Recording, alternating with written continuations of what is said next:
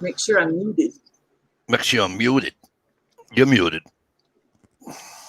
Hey, don't adjust your TV screen. I know it's Saturday and Mikey's doing a chat, but I wasn't here the last night. Gia stepped in. Hey, don't adjust your TV. Is that me or you? It's over. No, I wasn't sure because I was watching YouTube earlier. That's why I had to make sure it wasn't, you know what I mean? Yeah. I got it as I could. I know, right? Should I even do Doink because it's not Friday night, but I'll do it anyways. Doink. Oh, no. That was the sound of the Buccaneers winning the Super Bowl. Oh! He sets me up, the bastard. I can't believe you just set me up like that. Wow, you set me up, bro. Started right at the beginning of the chat, just bam. Bam! Hit you with the hard stuff right there. I know, right? He just whacked right in the mouth. Hey, I think that's because he's in Missouri and it's the show me state. He just showed you what a sucker punch looks like. Exactly. So if he's in Missouri, what the hell's he rooting against Kansas City for? Nobody in Missouri likes Kansas City. I thought you knew that. No, I've never been to Kansas City. I've never been to Missouri. I haven't been invited to go down hog hunting yet. Bullshit. So I never. Bullshit. Never have rooted for the home team. But even back when my brother used to play basketball or baseball in school, I'd always cheer for the other team. Usually it'd get beat up once we got home too, but it was worth it. It was worth it.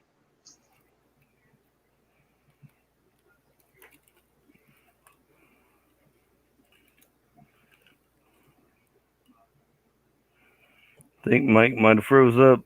I hope not. Either that or he's pouring a really long drink. At least he's smiling, eh? Right?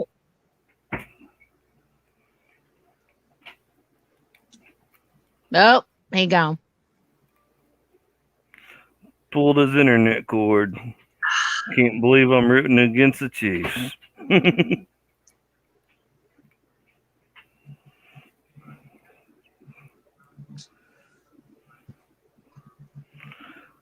So, while you was in your dungeon last night, I guess you missed the Miracle Whip, huh, Shalisa?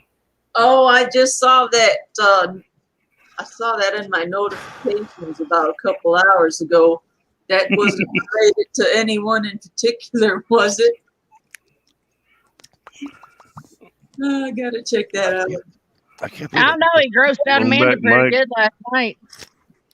Thank you, brother. I got grossed out by Amanda last night too. I had to pop out. I tried to come back. So the last thing I heard was kind of part of you saying bullshit. Yeah, you said you'd never been invited to a hog hunt in Missouri, so I That's said, right. bullshit. That's right. Bullshit. Nope. No, I haven't. But that was cool that Gia was up to having a chat last night. I'm happy he was. I'm glad I showed up and he decided to go do it because people all started showing up after a while. Well, see, the thing of it is that, like, I don't know what time he texted me or Facebook, whatever the hell you want to call it. What was it, 8 o'clock? I just gotten out of FedEx, you know. And he asked me to do a chat. So I'm hoping to. I don't even know if it was 5 minutes after I texted with him. I got a phone call. And John and Denise are coming over. Huh, really? So then as I'm driving, I'm getting back on the phone with him. Hey, why don't you fire one up? Because apparently I have company at my house that I had not known that I was there. Or what, you know.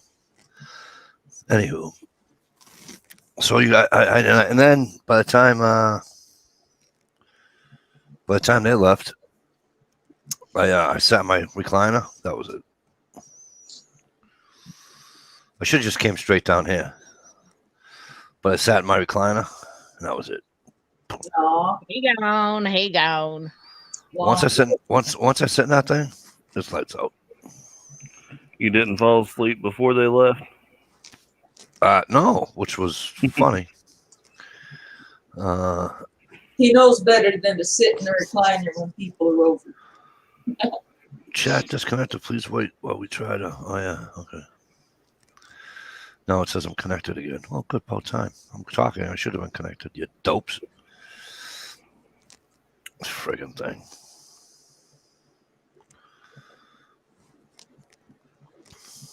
But anyways, sorry I wasn't here, but I'm here tonight. So yeah, I'll do it for him. Doink.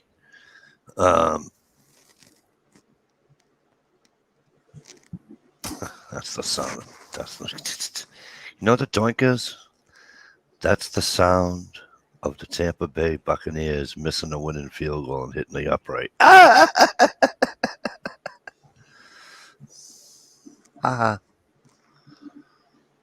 Take that, doink. Put that in your pipe and smoke it. Smoking. Smoking on the river.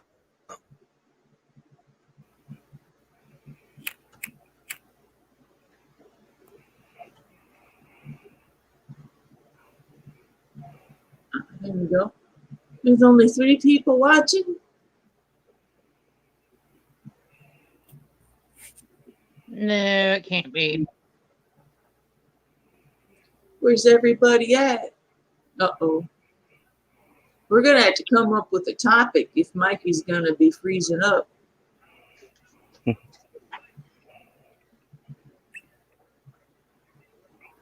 He might be getting that winter mix down. Hey, he's back. Why am There I you go. keep getting booted off my own fucking chat?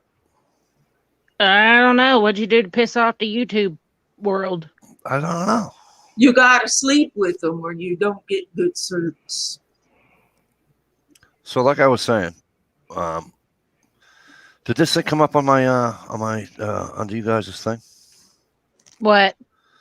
You know, like Under what do you call it? notifications? Yes, thank you. I can't get into my Gunpowder Beauty account, so Oh, I really? had to go look for you. I don't understand why it does that. Well, it's on my page right now. Okay. Yeah, I'm a little irritated with YouTube right now because I've sat there and put like everything is saved to my phone. So the password to my account has been saved in my phone forever. But for some reason it's saying that that's not the right password. So I did a password reset Yeah. and it never goes to my email. So I don't know what the hell is going on with that one.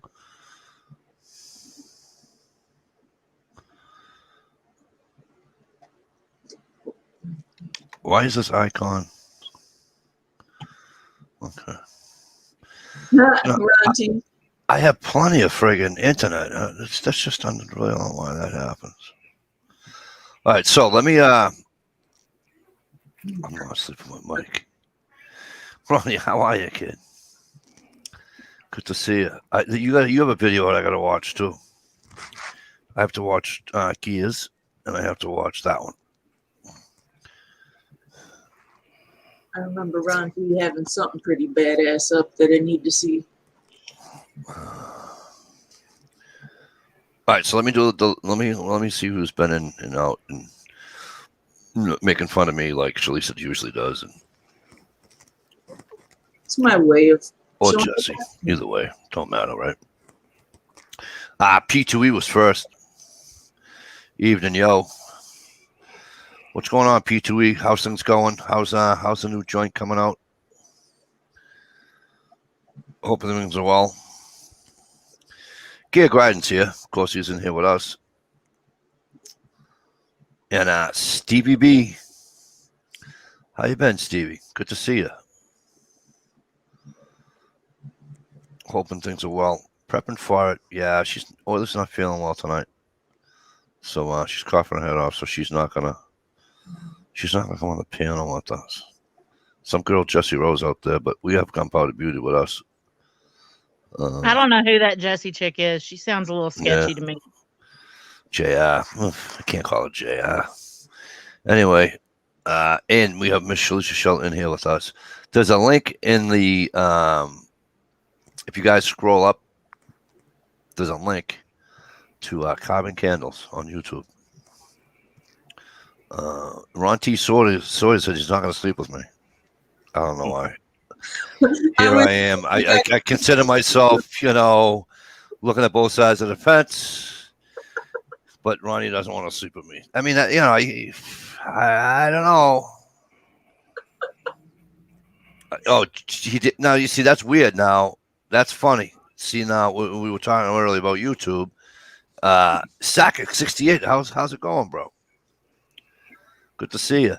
Now, this is weird, okay? Because Ron just said John put one up also. He was over at Johnny's. And I didn't see it. All I saw was gears. I'll have to go back and look because the last video I seen that John put up was of his new truck he got. Oh, he got a new truck? Good. I didn't even see that. See, there's something wrong. I'll have to go back. After we get off of here, I got to go see what the hell's going on. Got him a new Danger Ranger. He's got an invite here, Ronnie. Ronnie, if you talk to him, let him know he's got an invite here, too. And Ronnie's... And I got the notification for Ronnie's today. He did his Ron, that was the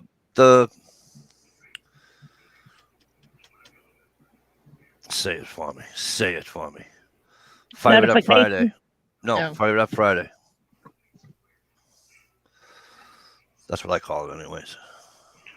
It's Fat Friday. I call it. What's that?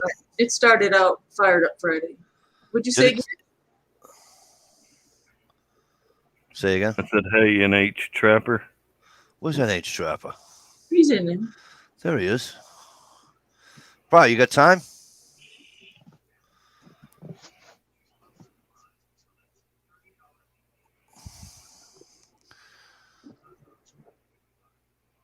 I guess since I put that candle carving bit up, I'll show you a more. I'm sure Gunpowder Beauty. You got no time? All right. Well, you always have an invitation on my chat. You just say, hey, Mike, shoot me one. Hope things are well. Love that picture. Bride's up there catching friggin' big fish out of a big lake in the state of Maine. That sounds good. I can smell it already. Fish. Yeah, I'll have to watch that one too, Shirley. So now I'm gonna have to email. You know what? Can you email YouTube?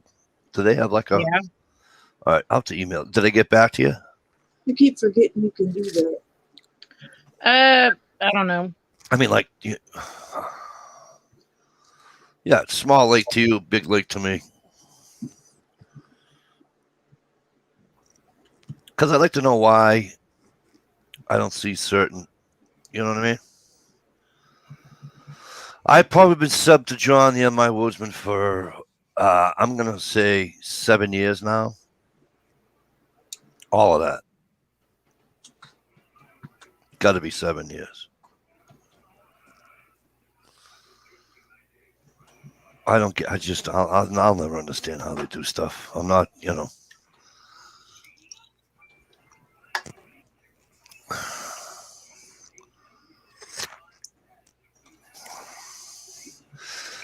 And I see John's newest video. He uploaded about 6 hours ago. Okay, see, now I didn't get that invitation. Let me physically go and see if it's on my notifications. 6 hours ago? Yeah. This has to go back that far, unfortunately. Oh no, there it is. I was pressing the wrong one. Mountain Craft Bush. Mountain Craft Bushcrafters. Yeah, I get all his. How come I don't get Johnny's? But yeah, John, then my woodsman got him another truck, redoing the brakes and timing chain, tuning it up. Think I'll he's have going to to- sand it down and paint it. I'll have to go and do it another way. Mikey D on the calendar. Folks, I made a calendar. I should say I made it on a calendar. Pardon my French. Mr. January. I am Mr. January 2021. Hey. Just saying. Oh, Doesn't he look like Hello, he's wearing a comrades. fedora? Is it anybody else but me that looks like he's wearing a fedora? Anytime he comes on my chat, right? He's got the mirror in the way and it looks like a fucking Russian fedora thing. No, that's what I have on. Oh, you do have a fedora on. Not fedora, but you know. Oh yeah, it's like a fucking what do you call it? Yeah, the Grand Poobah from Flintstones. You do look like Fred. I'm gonna start calling you Fred from now on. You look like Fred. I was Dabba dabba doo. Hey, next People Halloween. hey, listen, Listen, people no, make no, fun listen. of my hat. People make Next fun of time- my hat, but it's warm and it's fucking cold here tonight. Yeah, listen to me. Next Halloween, right? We'll have a Halloween party. You go as Fred. I'll go as Bonnie. Okay, that'll work. I was thinking more Siberian. Ice and snow, 60 below, makes a Yeah, we're supposed to get wind chills down here, -6, -7. Yeah, it's here. Yeah. I'm low. It's officially that weather where you walk outside and your snot freezes instantly. and the wind hurts. And it was Our supposed to get like low we're is supposed going to to be get like 7. we're supposed to get like 6 to 8 inches of snow tomorrow too, Yeah, Yeah, you can three- beat that right there. and then 3 more on Tuesday. And how many do you have right now? 20. Yeah, you guys got hit last week, didn't you? I got hit 20 inches of snow. I got 20 inches of snow the other day. Yeah, we got about 11. That's about it. Well, then I can't really complain with my only half-inch of snow right now. Right. Half inch of snow. Jesus, that ain't even enough to make a goddamn snowball. But you know what? Hey. Sometimes I would rather have 15 inches of snow than a half inch of snow. That half Why? inch of snow is what makes the roads so damn slick. Well, slick. As soon as you drive over them, there's nothing there. Why is it a wet snow? I don't know, man. It just seems like the more snow you get, the easier it is to drive in it. Yeah, Sakic 68 says 1 degree here with 35 below wind chills in Iowa. They got smoked with a blizzard too in Iowa the other day. Oh, geez. The thing Yeah. I like about driving on snow is it covers all the potholes. It's like nice and smooth. Right. Hello, I never finished doing the hey, by the way, I never finished doing the rundown. Hello, Vanessa. Hey, Sakic 68, how are you? Good to see you. Thanks for coming. I feel bad. NH Trappers with us, ladies and gentlemen. Still catching fish up in the great state of Maine. And Ron T. Sawyer's here, as you guys know, because I chatted with him earlier. Ron, it's always a pleasure. And I still owe you a slap in the mouth for being able to go to Johnny's anytime you want to, too. So I'm just teasing you. You know that. But anyways, all right, sorry, guys. Go ahead. Commence. Speaking of Ron and John, they're Yep. supposed to go hot tent camping here in a couple of weeks. Listen, you're just a fucking asshole tonight, aren't you? Yeah, you're one of the coolest guys on YouTube. And you just took a golf club, right? Said, hey, Mikey D, watch this. There go your balls right down the street. Somebody's got to bust them. He's it's obvious he's missed you, Mike. Mikey, what's your gas prices? Like $2.19 for regular. Oh, shit, really? Diesel depends where you go. If I go to fill up the truck, my work truck for diesel at a gas station, like right off the highway, I'm paying $3 a gallon. If I do it inland somewhere off the highway, I'm paying like $2.50, $2.60. All right, I just paid $2.63 for regular gas. So, Oh, I didn't. No, I don't pay that. Fuck that. well, it was $2.19. What pisses me off? It was $2.19 yesterday. A week ago, right? Well, no, just yesterday, and then I was lazy. Instead Yep. of stopping and getting gas, I decided I would I'll just fill up later. I want to just go home. And now I paid the price because I was lazy and didn't want to get out of the car. So I had to pay, 40 cents more a gallon for it. Right. Fucking Ron T. Sawyer says, "Yep, we are." Hey, Ron T. Sawyer, right there, you motherfucker. You're lucky I like you, Ron.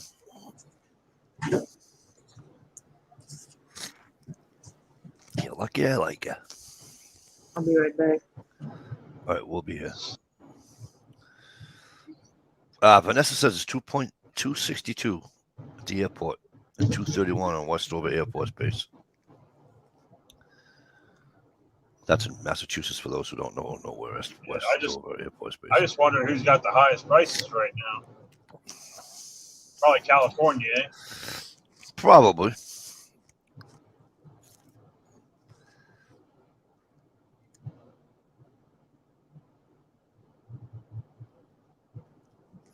Where were you last night, Mikey?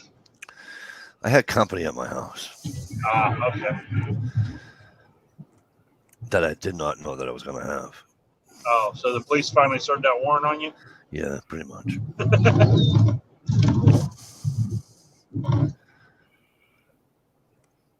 But yeah, so Gia had texted me and he says, "Hey, you gonna do one?" I said, "I'm open to," and I couldn't. So I says, "Hey, fire one up." Then I sat in my recliner when my company left, and that was it. As soon as I sat in that thing, dude, I was out.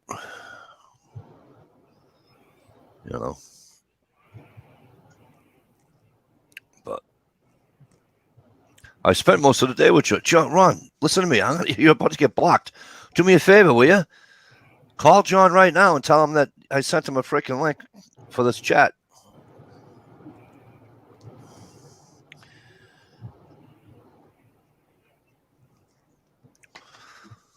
I gotta go back up to Bangor this week. Monday I'm going. Oof. I'm not staying over this time though. I'm going up early. I gotta get up at 3:45 Monday morning. Mario, what's up, kid? Hey, let me ask you, ice fishing. Sure.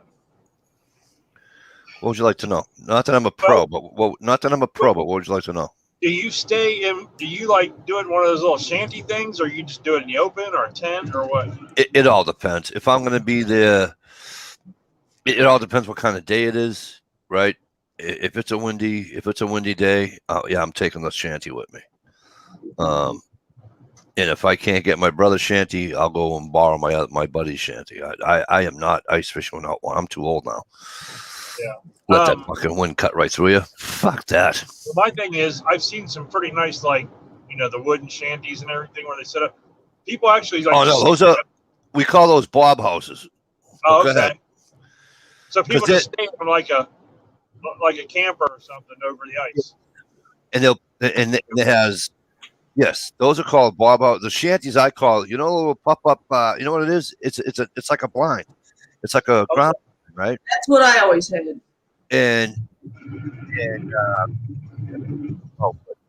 But it's a thicker material, right? But it's the same thing. You just take it out of the bag, hit the one thing, you pull it up, just give it a shake, the thing, poof, instant shanty. That's the one I use. That's the one I use. Hole, grab a stool and zip it up, and absolutely. My question is, why do you use such small poles for ice fishing, Mario? I don't know. I don't have a question. Yeah, I always wondered that. I don't have an answer for that question. What's the reason for a long pole? So you can get a really long. Because my wife likes it.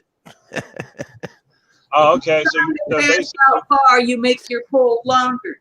No, you can't. You don't cast on ice fishing there, sweetheart. That's what she's saying, though. You don't need a long pole because you're not casting. You're just dropping it in the hole. Thank you. So technically, you don't need a long pole to go fishing. Mario, you got time? It's stronger than it looks. One of these days, we're going to get Ronnie T. Sawyer on here, too. So I can pick on him. I don't have an ice fishing pole. If I ever went ice fishing, I just use my kid's Winnie the Pooh pole from when he was like 2 years old. But here's what you do, though, right? So when you're going ice fishing, because sometimes guys don't, a lot of guys like me, I don't have them friggin' depth finders and all these, you know, what they call it to see the fish go by and all that bullshit. I don't have all that bullshit. Okay. No, I've only been once, and I was a teenager, and we went out on this big lake. Not like, you know, not huge lake, but I mean bigger than a pond. Right. And we used an auger, we drilled a hole, and we used Velveeta cheese and corn, canned corn and Velveeta cheese, and we caught rainbow trout. All day long. Yeah, it was fun. Now, some guys will do, right? Depending upon what they're going for, it all depends what you're targeting, right? What a lot of guys will do is they'll take their all right, because some people call them traps, some people call them tip ups. So it's the same thing. So if you hear me say trap, it's one, and tip up. When the fish pops on, it pops up. Ping, Yeah. Let you All know. So what they'll do is they'll take a weight, put it on there, send it right to the bottom of the lake, right? Wherever they're fishing, whatever part of the lake or pond they're fishing, they'll send it to the bottom. All right. They'll mark it. Okay. They'll bring it back up, put everything on, and then they'll send it back, and then they'll lift it. Usually they back it off about 3-4 inches, so it's right off the bottom, depending upon what you're targeting. You know what I'm saying? Some guys will have it, 2 feet off the bottom, or whatever. You know what I mean? Or 4 feet. You know what I'm saying? Are there certain fish that bite in the winter that certain ones don't? No, not to my knowledge. I've caught every fish that I've caught. So I mean, I can go catch during the spring. I've caught a largemouth bass. You just got to target largemouth bass. So you're not going to use a trout hook for a largemouth bass, and you probably want to use a larger. You don't want to use a minnow. You want to use something larger. You want to use like a shiner or something. A small shiner. Okay, I use live bait. I don't. Yeah, so I mean, you think I could catch anything ice fishing off a night crawler? I don't see why not. Okay. I don't know. These are just questions that I've never asked. I've seen people do the shit. I've only went once. The shit I've seen people use ice fishing is fucking phenomenal. And we had a blast catching those rainbow trout. Yep, I caught a rainbow. I got that on my YouTube channel somewhere. That's awesome, catching rainbow trout. I love them. They're beautiful. Yeah, it's a beautiful fish. The colors and everything. The Department of Natural Resources stocks this lake every year with rainbow. Oh, really? And then you're not allowed to fish there for like a week and a half. Yeah. And then they allow you to fish. And but that's still where they put them in. So if they're stocked, you can catch them on anything. Right. Because they know when dinner's coming. But you know what I mean? Yeah, but that's where we went. Once it froze over, we went there to ice fish. I'm an internationalist. How the hell are you? What's up, brother? I hear you, Ron T. Sawyer, no problem, bro. But you're always invited. So when you get on, you get your stuff squared away. Just shoot me a thing and say you want to come on. All right. All right. You know what, man? I've been since I came on the chat. I've been thinking, what the hell the name of this hat is called? And somebody might have to look that shit. I think it's like a babushka or something like that. Oh, I forget. I love those style hats, though. I'm nice and toasty right now. I had a Patriots hat like that. With the ear flaps and the ear flaps like this piece of Velcro. I had a Cleveland. Love that hat. I had a Cleveland Cavs hat like that they gave away at the games one night. Because we used to have this big, like 7-foot Russian guy that played for our team, for the Cleveland Cavs. Ushanka? Ushanka? The Shanka.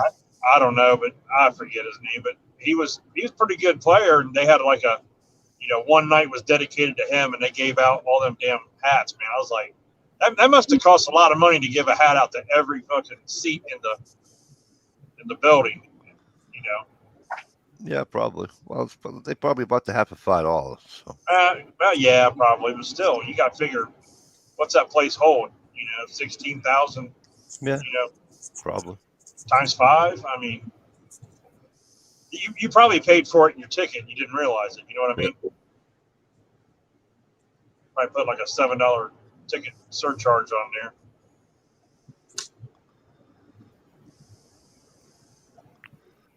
Yeah. But yeah, so it's who did we just lose? Jesse? Gunpowder Beauty. I will make a channel called so some guys. Beauty. So so Ohio. So some guys when they're ice fishing, right? Yeah. Some guys will make a straight line with their holes, right? Some guys will make. Some guys will. Welcome back. Some guys will make a square, see how they run. You know what I mean? Just to see how they run. And some guys will do a circle. It all depends. This dude must buy him a boat, man. What is the thickest ice I've ever fished? The thickest ice I've ever fished was probably, I don't know, 20 inches, 22 inches. We had the truck out there, so that was my shanty.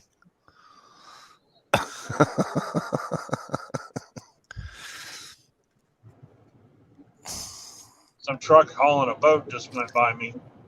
Pretty big ass boat. Don't you love when people haul their boats this time of the year? There's a blizzard. Let's go haul our boat. No, they're going down. He probably just bought it. He probably bought it, because it's off season, We're headed to Florida because they're sick of this shit up here. No, we're traveling. We're going westbound right now across the state, just south of Cleveland. So,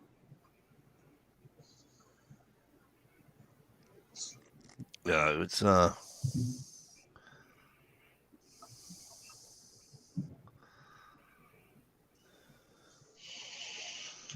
yeah, hand augers. I used to hand auger. I had one too. I don't know what I do with it. Yeah, that's what I think I left it in my old house when I moved. I can't find the fucking thing. Now I fished in like John boats and stuff where like you have like a small layer of ice on the pond or whatever, or the lake, just like around the banks and stuff. Yep. Where it was frozen, just to Yeah, just on the river's edge. Yep, like the river's edge. Yep. And you'd throw something on there, then drag it off the ice and let it drop right off the edge. That's usually how you. Interesting thing I just seen tonight on Damn Meat for Dinner's channel. His wife was taking the girls fishing, freshwater fishing, and I think it's freshwater. I shouldn't say that it is or not, but anywho, I believe that it is freshwater fishing. Anywho,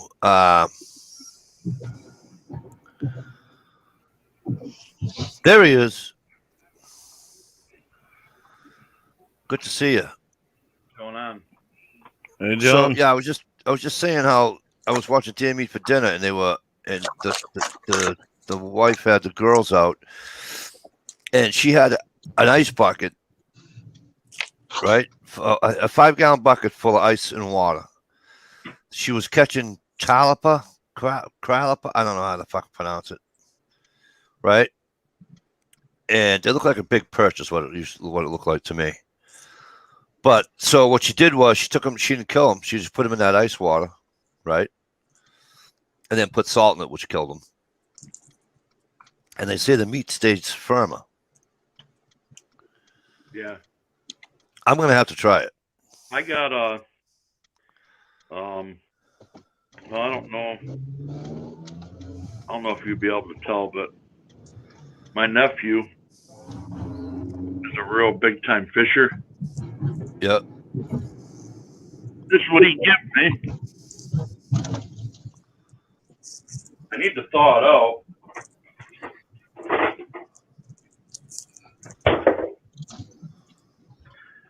I don't think you can see, but that baggie. Yep. That's full of fresh trout, and it was bagged. They put the trout in there, and then he fills the bag up with water, Ziploc, like that. He said, night and day difference in the fish. Yep. Nice to know. So I'm gonna have to try it. Yeah, I heard you're gonna have to try it because apparently you're going fucking hut tenting with somebody. I don't want to mention any fucking names. Pardon my French, ladies, for me swearing.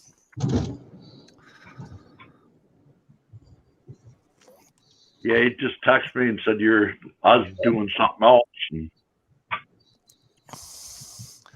Oh yeah, because he's fucking Ronnie was saying, "Oh yeah, I'm going to." No, somebody told me, and then one was like, "Yep, we are," and I'm like, "Yeah, well, fuck you." And so of course, I was breaking Ronnie's balls, And I said, "Yeah, well," I says, "Well," and I told him anytime he gets this thing, he said, "But his internet sucks." I told him he can come on, anytime he wants. his internet really bad. Spotty. He uploads most of his videos at work.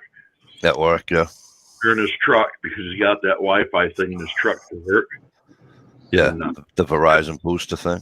Yeah, his internet at home really, really sucks. It always has. He said he's in the middle of nowhere. I mean, literally a farm field on an old plantation in the middle of nowhere.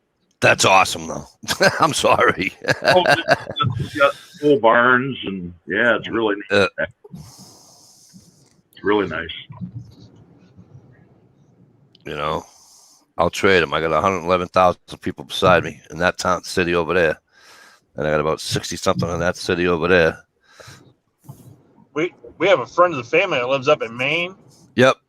And they have nothing. They got satellite internet, and that shit is expensive. Well, I've had that. That's you can burn up your time like a day and a half, and it's gone, and it's expensive.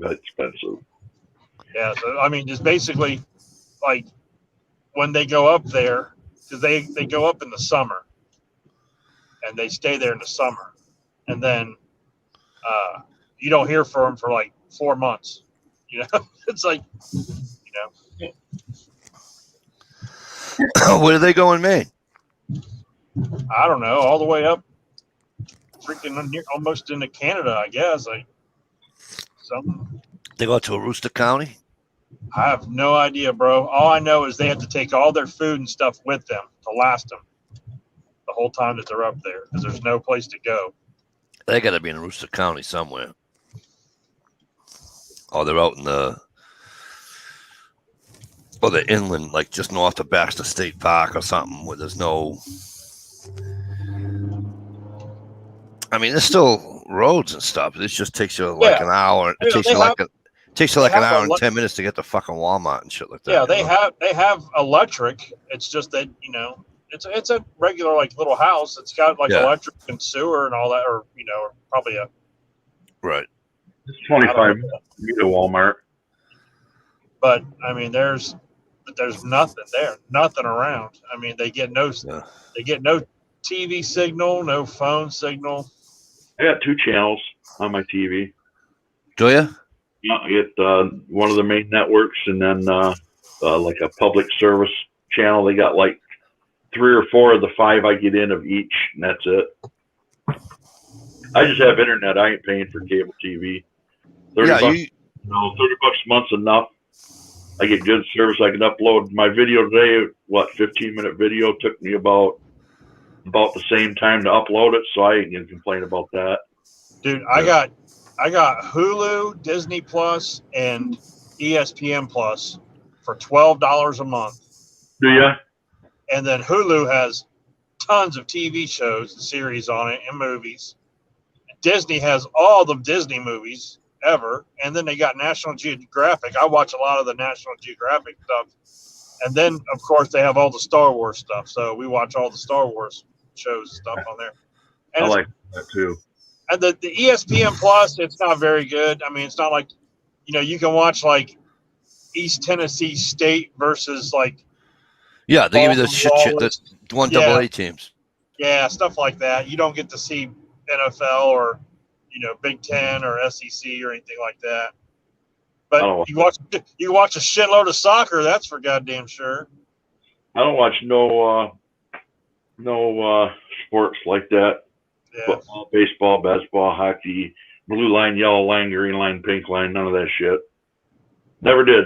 Never was into it. I played football in high school and track, and that was it. But it's just cheaper to pay for the 3 than it is to buy them separate. You know what I mean? Yeah, I got a Roku on my TV, so I watch on my YouTube on there, and I once in a while, about once every 3 months, I'll do Netflix for a month when there's some fresh movies out, or I'll bounce over to Hulu for a month. You should load the Peacock ad. I got app. You got Yep. Peacock? Yeah, that's free. Yep.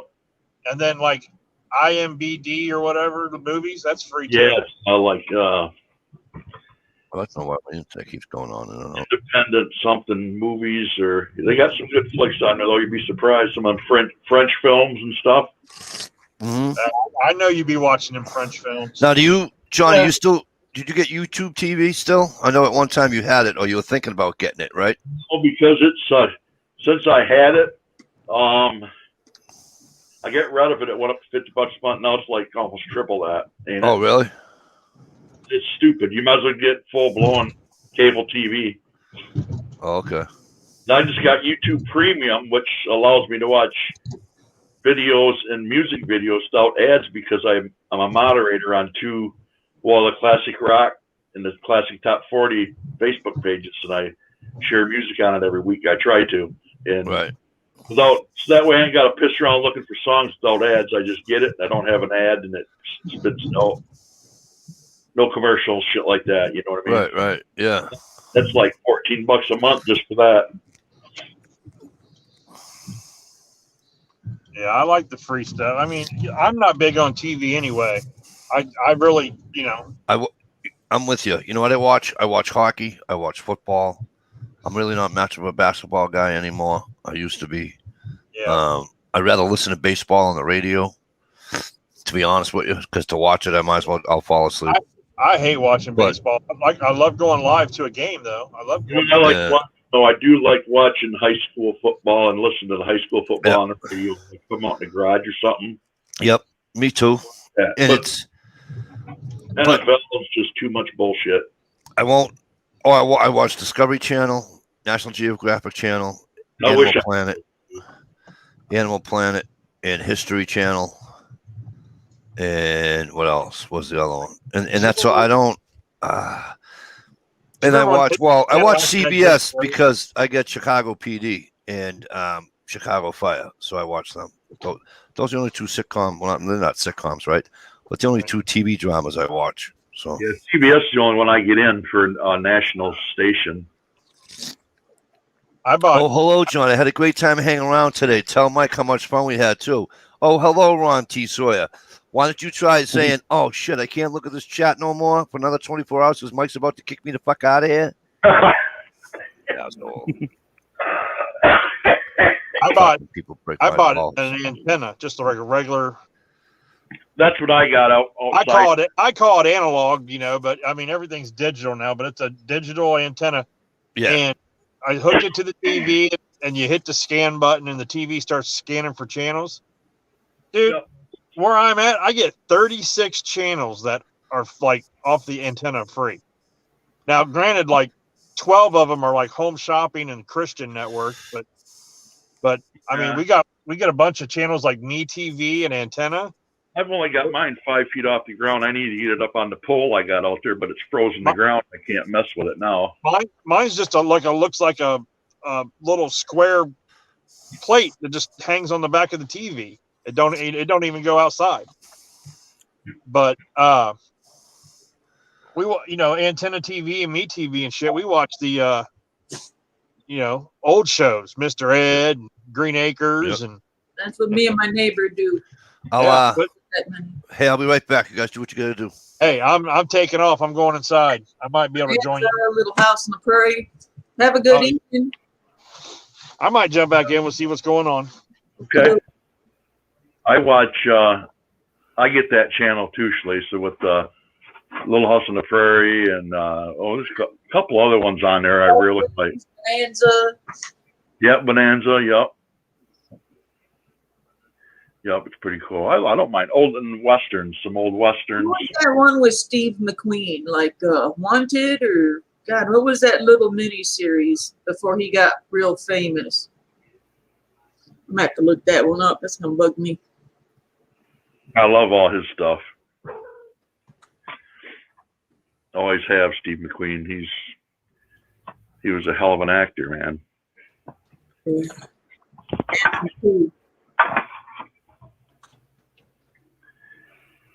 The Great Escape is right in it.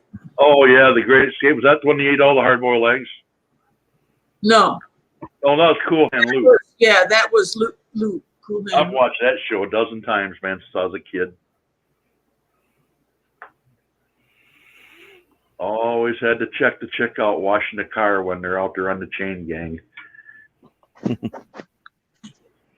was a big deal back in the day. I just Wanted, watched Dead or it. Alive. That's what it was called. Wanted, Dead or Alive. Steve Yeah. Western series. He's got a lot of them. That was a Hey, good one. Vaughn, Some good westerns.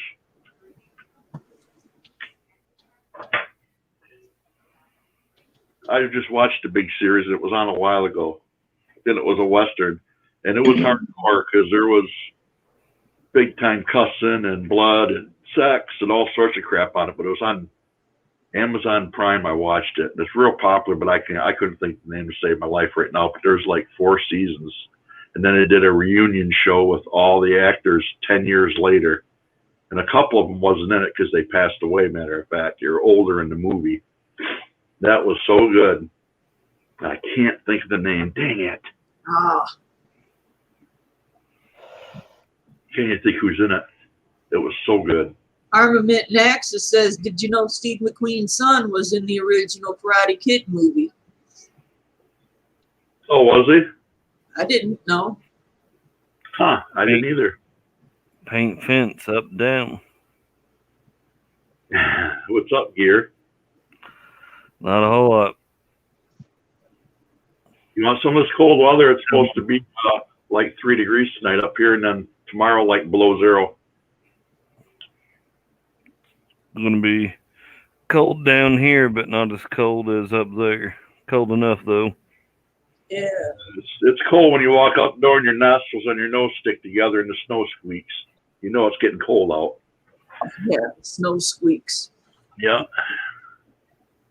I had to get my winter socks out. I got mine on right now, my slippers, my old hunting socks. Drop my damn headset. I complain about winter, but I love it in a way. It's beautiful. It cleans up the neighborhood. Hides all the neighbors' shit in the yard. It's the best time to be outside grilling, too. Oh, you bet. They're inside and quiet. Yep. I just filled my tank out on my grill, matter of fact, a week or so ago, and I've used it twice now, but I cooked a pork loin out there, and that was really good. Yeah. Now, do you use gas or? I got my camp made set up Yep. with the grill and all this and that, and I got charcoal for it, but I've been using the gas because it's right outside my slider door, and I don't have any fires to have to light and blah, blah, blah, you know what I'm saying? Right. But there ain't nothing like a briquette or over the wood fire. Yeah, Cooking. those are the best. Gas gets you by. It's better than cooking on the stovetop, but it's Yep. not like the real deal. Right. Propane's Well, nice when you want to throw something on there, cook it real quick, neat. And not only that, but then if I fire up the grill with the charcoal, I'm cooking for me, one person. Right. So you're using all that charcoal up for one person, and it's like, wow. and I don't want to wait all day to put 8 or 10 briquettes in there and wait for something to cook. Yeah. So I use the gas grill, and I use my air fryer. I bought a lot. Hey, Bob. I mean, Snow's joining us tonight. What's going on, kid? Good to see you. Fawn is also here. Good to see Fawn. Yeah. Yeah. Whatever Jonas. you do, I wouldn't cook bacon on the gas grill. Right. My kid brother, anytime we're up north, never use a gas grill, never use charcoal. So always over a wood fire. It's the best. Always Hey, over wood fire. G-Trapper. G-Trapper, what's up, kid? Good to see you, brother. How's your winter going, bro? You must be freezing your nuts off by now.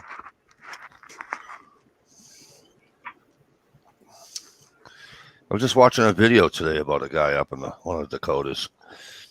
He's going 600 feet down drilling to should get fucking water. I'm like, fuck that. You. He was getting pulverized water from rock, right? And it's coming out like so fine, it won't go through. It's just, and it looks like concrete. It really does. And but it was an interesting. I forget the name. It was a homestead. A wife and a husband to do a homestead channel. They're from one of the Dakotas. I love Minus it. 12 today. Nice. That's good Yeah. ice fishing weather. Yeah, it's making ice right now. That's for sure. Bay's starting to get pretty well froze over to where they're actually being able to get out on the Saginaw Bay on the Huron side here. But Oh yeah. a lot of open water in the Great Lakes. They nowhere near where they should be. Not even close. Yeah, it's probably too late in the season now for them to ever freeze anyway. Well, February seems to be our coldest month and our snowmaking month. We've gotten both so far this week. Yeah. See, now back in the day, we used to get snow. We get snow here and there in December, but January used to be and it used to be January. I used to get the Canadian Express would come down. And, I always thought it was January was the cold month. February was the snow month. Yeah, but this year has been mild up until last week. Well, this past week, I should say, and last weekend. Prior to that, we didn't have any weather below. During the day, we hadn't had any weather below fucking whatever. But all last weekend, from like Thursday on to Sunday, was like. Did you get all that snow? Yeah, I got like 20 inches. 20? Yeah, we only got about 6 inches or so here. I'm supposed to get like 6 to 8 tomorrow, 3 on Wednesday or Tuesday, one or the other. Yeah, we got more on the way. I don't think too much, but we got some coming. But he's got no snow. G-Trapper's got no snow, maybe half an inch. Huh. See, but that's excellent for ice fishing, though, because now you're not worried about, there's no snow and there's no, you know what I mean? Oh, yeah, it is nice for ice fishing. Makes good ice fast. Oh, yeah.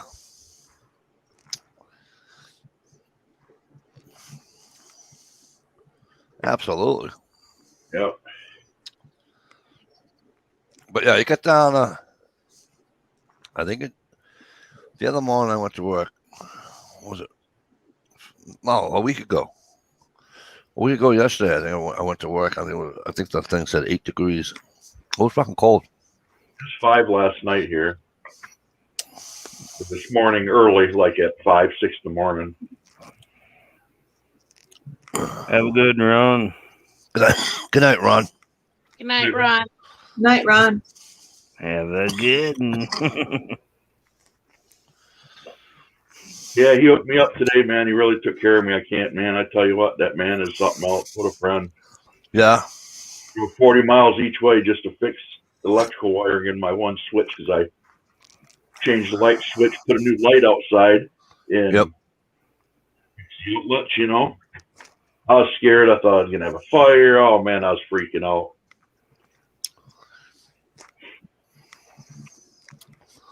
Well, it was nice of him.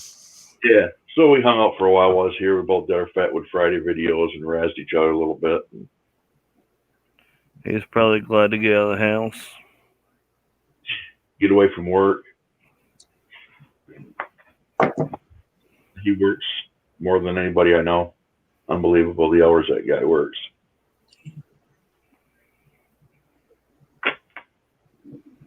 But we're going camping hopefully this month sometime, hot hunting.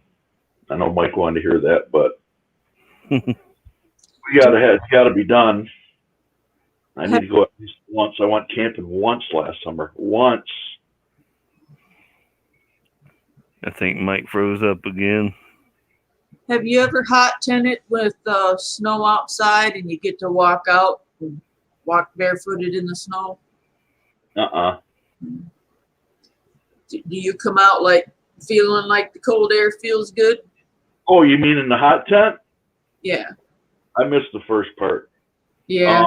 I'm terrible about that. We don't put the floor in the bottom of it, so we lay down like well, it's actually air conditioning and heat duct, that foam silver stuff on both sides. Yep. I use 2 layers that I sewed together, and then I lay a U-Haul blanket over that, and then I put my military sleep system over that, and you can just hang your arm right out. If you're laying on the floor, you can just hang your arm right out in the snow outside the tent. It's that ventilated, and then the top of the teepee's got an adjustable opening, yep. And then the wood stove's in there, and it's frickin' 80, 90 degrees when you stand up. You got to get on the floor and sit because it's down to about comfortable temperature 70. But when you walk out to Mother Nature or something like that, go to the bathroom in the morning, it's like, whoo, it's like jump out of a sauna into the water. It's cool. It's really cool, though. It's actually pretty good for you. Yeah. Put your body through different situations, especially that. Yep. It's just fresh air, man. Just being out in the middle of nowhere like that, it's awesome.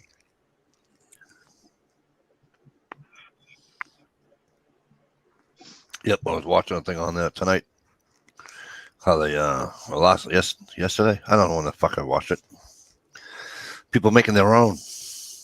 Oh yeah, you can. Yeah, sure.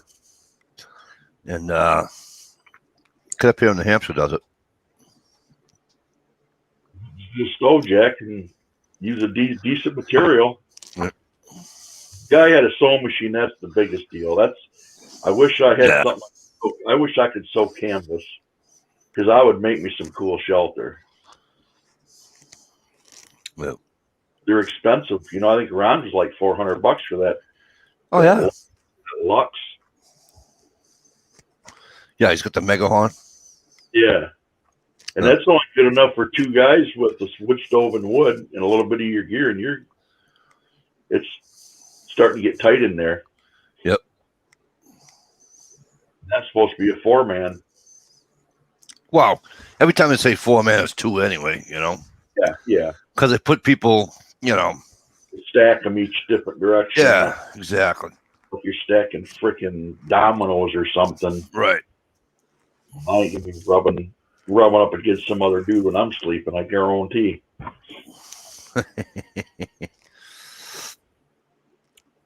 But no,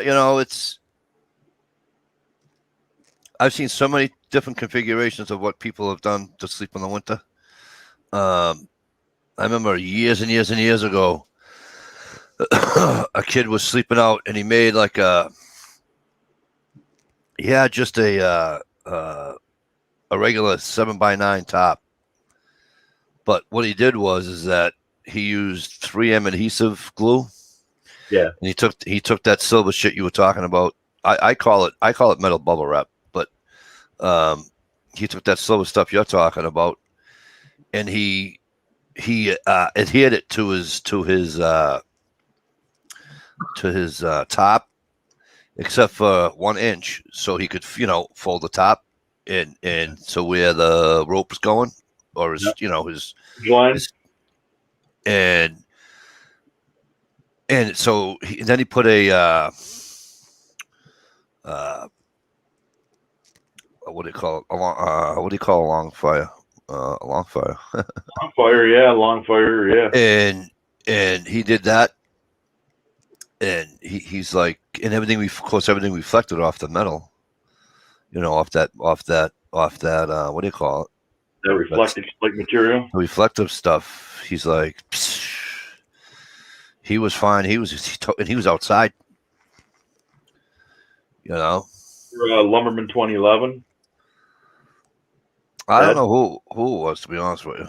No, I say, do you remember Lumberman 2011? Oh yeah, I wish he was still on here. He did he made his own hot shelter, hot tent, whatever you want to call it, with the clear plastic in the front to fire outside. Oh yeah. But he slept in his t-shirt and shorts. He said it was, but you got to get out there every couple hours and stoke that bad boy up. Yeah. With a lot of wood. Yeah, you do go through a lot of wood, but it's well worth it. I think in that wood stove last winter hot tent camping, I think we went through probably maybe 2 good armloads of wood, and that was it all night long. Yeah. I mean, now what size stove does he have? It's got to be, it'll take a 16-inch log. Right, but is it a portable or is it cast? What is it? Portable, the legs, you right. pull the legs out and Yeah.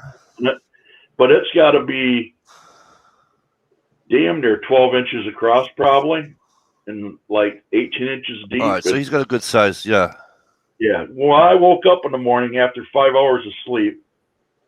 I opened the door, stirred it, and there's some coals, and I threw some tinder in there and a few pieces of dry wood, left the door cracked, and within 3-4 minutes, it was rumbling.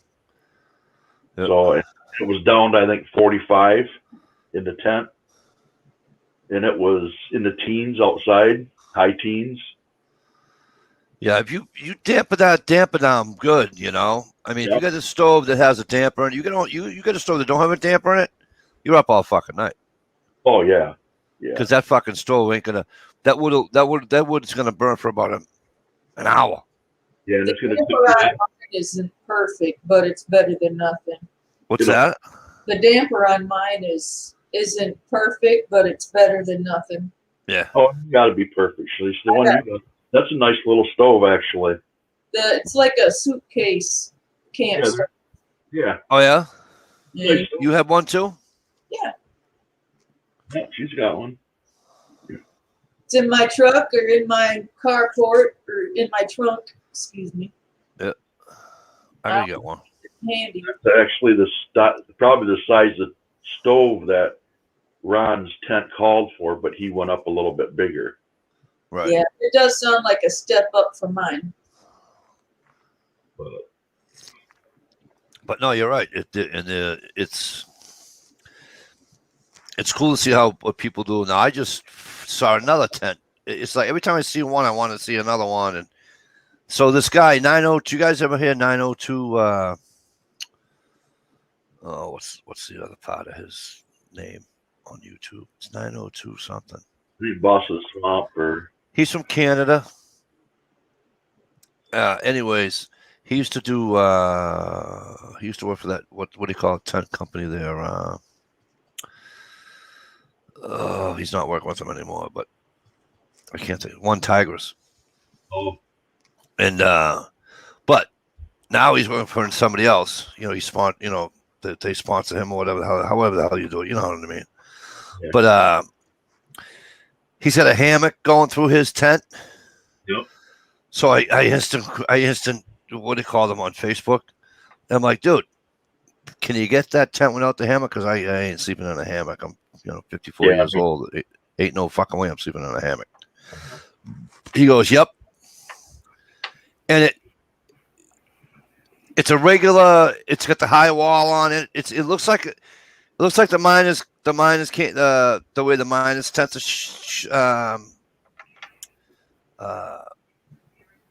set up. You know what I mean? Like with the high wall, you got like a 3-foot wall, right on both sides, and then it just comes to an A-frame. Oh. You know what I mean? Yep. Except that both ends open. Of course, you got the freaking they call it the hammock. Tent? No, not a baker's tent. but but they're so fucking expensive. Yeah, they are. They're $1,000 for a decent one. Oh my God, Halfway. you're fucking kidding me.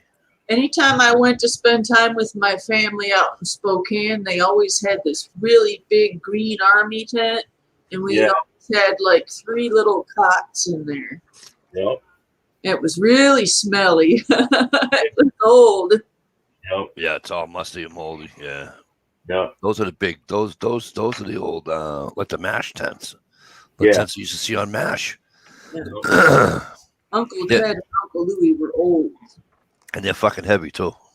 Yeah. They don't have too many surpluses around that has stuff like that anymore. I Not know. around anyway. Our Air Force Base closed years ago, and then they got one way up in the UP, and now they're talking SpaceX of doing a launch or a landing place up there in the old Air Force Base. Supposedly, really? supposedly bought property or leased property from the Air Force up there. So There's shit about tents and everything, and I like this channel, but holy shit! And he's sponsoring Palmolive stoves. Let me tell you about Palmolive stoves. Good luck trying to fucking afford one of those fucking things, too. So, You know, it's because it's titanium and it's all titanium. yeah, you Like, can have. fucking $400 fucking stove. I don't know. I'm not a big titanium fan person. I got cookware titanium that I'll never use again because I used it once or twice and I think it's junk. And I spent good money on it because I had to have it. I got a titanium coffee press, a wood knot coffee press. And that's the only thing, titanium, and a fork, knife, and spoon that I actually like. And the plate ain't half bags, it's so light. But as far as pots or pans to cook in, you can have them. Give me a Stanley pot. I'll be happy. Yeah, I got a few different kind of Stanley pots. You know what I mean? Oh. I like the Stanley. I got the Stanley. I got the 24. Well, you know, I got the 24 ounce. And then I got the small one now. Now I Yeah. just need, because I bought the wrong cookware. Remember the cookware I brought to Maine and I cooked on? That was the wrong cookware. I got to go out and buy me some Stanley cookware. I got the 900, the cook and prep, and cook and store. It's like 3 graduations. And then they make a big one for like base camp. Oh yeah, Yeah, it's for like 4 people. they got like they sell the, what is it, the 9 or 10 inch round friggin' fry pan, but then everything can go inside the fry pan. Yeah, you can put. Yeah, it comes as a. I think you get it as a kit. Is it a kit? Okay. I ain't backpacking anymore, and if I go bring a frying pan, I'm bringing my cast iron frying pan with me to the woods. Yep. Or my Dutch oven. Unless I'm making like macaroni and cheese or something super simple, stupid, then I'll use one of my Stanley pots. Yep. Got to keep stirring it because it's stainless and shit'll stick. yeah. Yeah, don't try making biscuits and gravy with it. I just made an omelet in my stainless steel frying pan. Here this morning. And my wife's like, "That's gonna stick." I go, "No, if you put enough butter in the pan and you stay here and you put it on low." Yeah.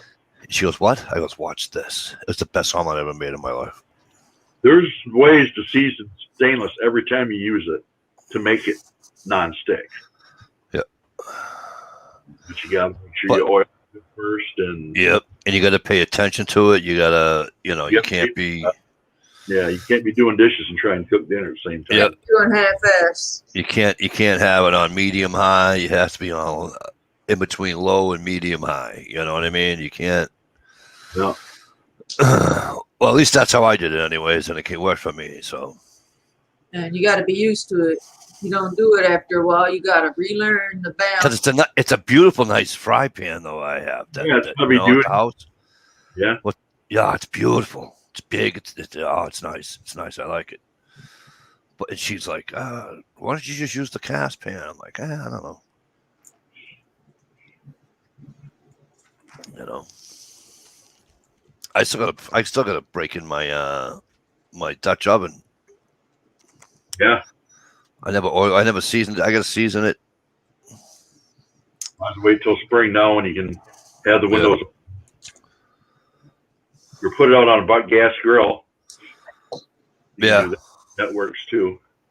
Otherwise, you're gonna smoke the shit up out of your house. Hey, you guys weren't on the chat last night. I'm curious. I've ordered my first one of those electric hot plates, like an apartment size single burner electric burner stove kind of thing. Yep. Convection. I've been reading up on Amazon reviews, and some people are like, "Man, I went to turn it on, and the whole damn thing melted." Do you guys know much about those? Is it one of them induction ones where you it don't get hot until you put the pan on it? No, it's one of those plug into the wall single burner hot plates, like cook a pot of water. I don't see where it'd be. I mean, they're all UL listings, I'm sure, and I'm sure they're all past all the safety requirements. But I just might not walk off into another room and do something while something's on the stove cooking. Yeah, absolutely, yeah. You know, but if you're in the same room sitting while you're cooking and at the table or whatever, I wouldn't really worry about it. You got a fire. You got a fire. Put a double boiler. I bought it to put in my candle shop and put a double boiler on it, melt my wax with, and then I got the little tiny mug warmer, candle warmer things that you get for $5. I got 4 of those. Yeah. That's all I'll be using it for, is warming up wax. I just was wondering if you guys knew of any dangers or anything other than don't leave it alone. No, you ain't gonna crank it up anyway, right? You're gonna run it kind of low anyway. Yeah. I was just telling these guys, John, before you came. I went earlier tonight before I started the chat. I went and made a cup of coffee with my Walker cup that I got from the Bird Dog. Cool. And I got this electric tea kettle. You fill it with water, you put it on this thing, you flip the button. It's better than any jet boil I've ever seen in my entire life. Really? And it's faster than a jet boil. Uh-huh. And poof, 2 minutes, I got boiling hot water. Thank you. Coffee. But that thing's pretty cool. And I was saying to Gear earlier, this Orca cup I got from Bird Dog, because I actually want ammunition and she couldn't send it to me because of the fucking state I live in, right? Oh. So she got me this instead. And since day one, I've had this, and it is what it is. You know, it stays hot for forever and it stays cold forever. It's an Orca, OCA, Orca coolers. I don't know if you can Orca coolers. But holy shit, man. These things are the best. Only problem with some of them cups, I got one like that too. It's stuff hot for it seems like ever, but the first quarter cup to drink it, you're gambling every time you sip on it because it's so piping hot. Oh yeah, I did that. Ask Gear. Gear will tell you. Yeah. I'm like, fuck, that's hot. Well, it lasts a long time when you first pour it, and it's the last 3 or 4 hours you start drinking it. All right, so I'll throw myself out there, but don't make fun of me for it, okay? So you know what I like doing with these? I like getting like a bag of oodles and noodles. Or what do they call it nowadays? Ramen, same thing, right? Yeah. And using that tea kettle thing, Johnny. Uh-huh. Putting this in there. Oh, dude. Oh, yeah. Soup in a cup. See you later. Bye. Out the door I go. I like them that way because they're fluffier. You know? Yeah. They rehydrate better the longer they sit. Back when I worked, I did that a lot. Yeah, I know. Don't ever put them in the dishwasher. Absolutely. They also give you a rust spot. Because see that rust spot right there? Yeah. Huh. My son put it in the dishwasher by accident. Wow. It didn't stay long. Like it stayed maybe 10 minutes. And then I grabbed it. I'd be more worried about it popping or something when it get that heat being But double. it never, it's still as good as, and the thing that's funny is of course I got girly hands anyways, but my hands don't even connect. My Yeah. fingers. Yeah. You know, it's like 28 ounces or some bullshit like that. You know, in the summertime, metal or not, I load that. I put ice in that son of a bitch. I put a Pepsi in there. It's cold. See you later. I use That my Stanley coffee press. It's skinnier than that. Yep. Got that cool lid on the top. I fill it up. When I run around, I fill up the coffee and throw it in my trunk of the four-wheeler. So when I go to my other boys' place there in the shop on Friday nights usually and hang out with the boys, maybe whatever, you know, I've always got hot coffee the whole time I'm there. I have to try. I don't have one of those. I want to see. I'll have to look me up and get one of them. I'll show you what it looks like. What is that? What do Here, you got there, Gear? Hang on, Gear. Let me put you on. it said Bubba, and then it said I 8. know. Gear, show it again, bro. My 64-ounce Bubba jug. Oh, that's your Bubba jug. Show us the top. My water jug. Oh, okay. And that keeps it. Is that a hot cold type thing too? Yeah. Oh, nice. Yeah. There we go. Cold 80 for hours cold, 80 hours. 26 hours hot. Oh, that's awesome. Whenever I'm working, it's my water jug. It'll get me through about 3/4 of the shift, and then I fill it up again and drink it the rest of the evening. Nice. I like that, Gear. So it was somewhere around $20, but worth it. Yeah, and the funny thing is, right, is that's $20, and that's going to be hot for 26 hours and cold for 80 hours. Okay? And then they want you to buy a fucking, what do you call it, cup for $60 fucking dollars. A cup like this. What's the name of that? What? Oh, the Trojans. What? Michigan What? State. Yep. I got this as a gift from work. What's the name of the company that Yeti? Yeti, Arctic. See these cups right here? And like the cup John has? They're fucking $50-something. Yeah. Yep, they are. And you bought that, you bought that big gulp thing for $20. This is Simple Modern. I used to have a Ozark Trail like that, but I hated filling it up what seemed every 30 minutes. Right. There's Stanley coffee press, Mike. Oh, nice. So it's skinnier than the thermos. Right. And then you got the screen. You put your water in there and your coffee, and then you put the screen down in there and let it sit for a minute or so, and then you can pour your coffee out or drink it like that if you drink it black. But the top of the soft, you unscrew this part, and you got the drinking part. Right. And then you unscrew this part, and then it's wide open. And that's where the coffee press goes down in. It's too cool. But Isn't that awesome? I've had it for a few years. This thing will hold coffee hot for hours and hours and hours. I mean, hot. Yep. The Gear was just showing us. He's got this Bubba thing, right? And it'll keep things hot for 26 hours and things cold for 80 hours. Wow. And he paid $20 for it at fucking Walmart.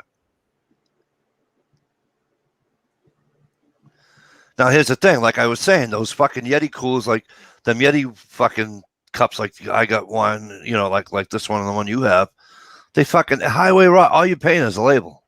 Oh, yeah, big time. You know? Yeah, it's ridiculous, man. I can't believe the price they get for those. Yep. This cup will keep it too hot for 3-4 hours where I can't drink that. Oh, absolutely. You can sip it, but you ain't going to drink it.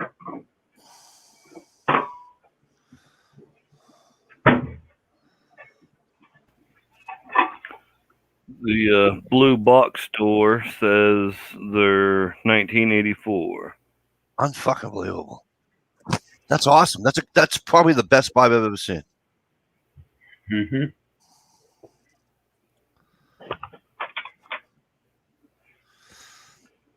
That's a great buy right there. But yeah, I got tired of having to fill my cup up at work, and now I fill that up, and My Stanley, what do you call it? I actually took it out of my bag. It's in that cabinet, I think. I don't have that in my bag because I got my clothes with Bangor in my. I got to get another bag, but it's as black as this. My Stanley Cup, not the little one, the bigger one, John. I put it on an open fire. Whoops. Yeah, that'll be a problem. It's as black as it's blacker than the Ace of Spades. And you know what? Who cares? It's a piece of equipment that still works. Oh, you're talking your regular Stanley? All right, Craig. Good seeing you, my friend. Yeah, as long What's as that? it's not on the wall. My 900's got my one Stanley will be scarred for life, but it ain't gonna hurt it. Now it don't change the flavor of what's inside. No, not at all. Good seeing you, Craig. Hope things are well, my friend. Go Kansas City.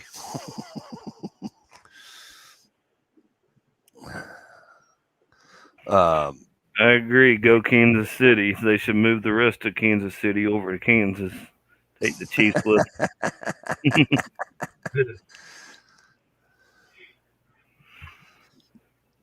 But yeah, Craig's a cool guy, but He just put a video out, I think. who, Craig? Yeah. Yeah. Just today. Oh, you did it today? No, the other day. A few days ago. Pretty sure. Unless I just seen it. Finally. Yeah, no, Craig's a cool guy. One of these days, I'm gonna go out and just have coffee with him. I don't care, whatever. He's a cool guy. Yeah, he's a good guy. Down to earth guy, man. Yeah. You know. Tampa Bay all the way. Another fucking country heard from fucking Gerald B. You fucker. Jezzo, what's up, kid? Good to see you, kid. Hope things are well. Hey, Drill B. Joe B, I'm coming up to Bangor on Monday, but I ain't staying. I'm getting up at 4:45 in the morning, being at work at 4:45. I'm going to leave the shop at 5 minutes to 5. I'm going to go up, scream up there, do 4 stops, and come right back. HRM. HRM Weapons. Machinist. It was pretty cool that one night when Gerald come on my panel. Yes. Yeah, Joe's a good guy. I enjoy the times that I'm allowed to see him up north, and him and the missus. Nice people. Very nice people. Figured I'd rub that in a little bit more. Yeah, you're an asshole. It didn't go over my head. It didn't go over my head. I heard you. Look, Tom Brady's an awesome quarterback, Jizzo. And you guys know how it felt. I mean, I wouldn't have had season tickets for 23 years, okay, to watch the guy not play, okay? But, you know, I'm rooting against Tom Brady. That's just the way it is, you know? Hey, John. Hey, how is everybody? Dude, what's going on, kid? Shalisa, I saw a video from Gear for you today. No, you're thinking of Dish. No, I thought Shalisa would like that too. And didn't she also dislike the mayonnaise? No, I just plain along. Oh, I thought you also disliked the mayonnaise. Well, I don't like big mayonnaise.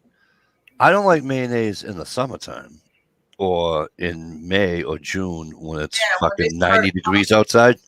I'm not a mayo person. And when they start talking warm, Like right now, love mayo. Oh, Miracle man. Whip for sandwiches, man. Put some mayo or Miracle Whip on a slice How of do you bread, not a have a bit of pepper, and fucking lunch, Jezzo? fresh slice of garden raised tomato. occasionally I'll buy a small jar of Meyer brand salad dressing for a little bit on a sandwich. How does Jerry not have Miracle Whip and peanut butter sandwich, man. Oh God. Oh, flashbacks from childhood. My father eat peanut butter and mayonnaise. I like peanut butter Miracle Whip, not mayonnaise. You got to be Miracle Whip or salad dressing. You can't Oh be- my God! How did you come across that? And went, you know what? There is a great difference idea. too between mayonnaise and Miracle Whip. Yeah, my sister-in-law taught me that when I was a kid. My God! Somebody It's actually. pretty good. Don't. I mean, it's like these TikTok videos. These dudes eating milk with Who likes apple pies, Cheetos and shit, and loving it. Doritos, pizza? Try it. Just make half a sandwich out of it. Some butter on the bread, some peanut butter, a thin layer of Miracle Whip on it, and you will be surprised. I will be nauseous. I will My father did that stuff, and I was like, "Oh man, I can't. I really can't." I love it. He would sit Yeah. there with a bowl. He would sit there with a bowl. A lot of people won't even know what I'm talking about, but anybody from down south will know what I'm talking about. He would sit there with a bowl of boiled okra, the single most disgusting thing on the planet. Naughty. It is just like someone blew their nose and filled a bowl up and went, "Here you go, warm and tasty." My father would eat that. No, not me. I can't do that. What is okra? What is okra? Okra's fine. It's a plant pod. It's a pod, seed pod. Okra's fine fried. Maybe Yeah, fry sauteed, okra? but it's got mucilage in it. His father. just- Mucilage is what makes it You want slime, to get her now? Yeah. and it is nauseous stuff. Yeah, that's bad. I do not care for boiled okra. That's next to chitlins for me, either or. Yeah, I don't. I didn't care for chitlins. Chitlins. Wait till you see this place next time, Mikey. Yeah, you all done? Well, the room we're putting in here, it's being gutted again now, and the whole thing is going to be a full recording studio in there.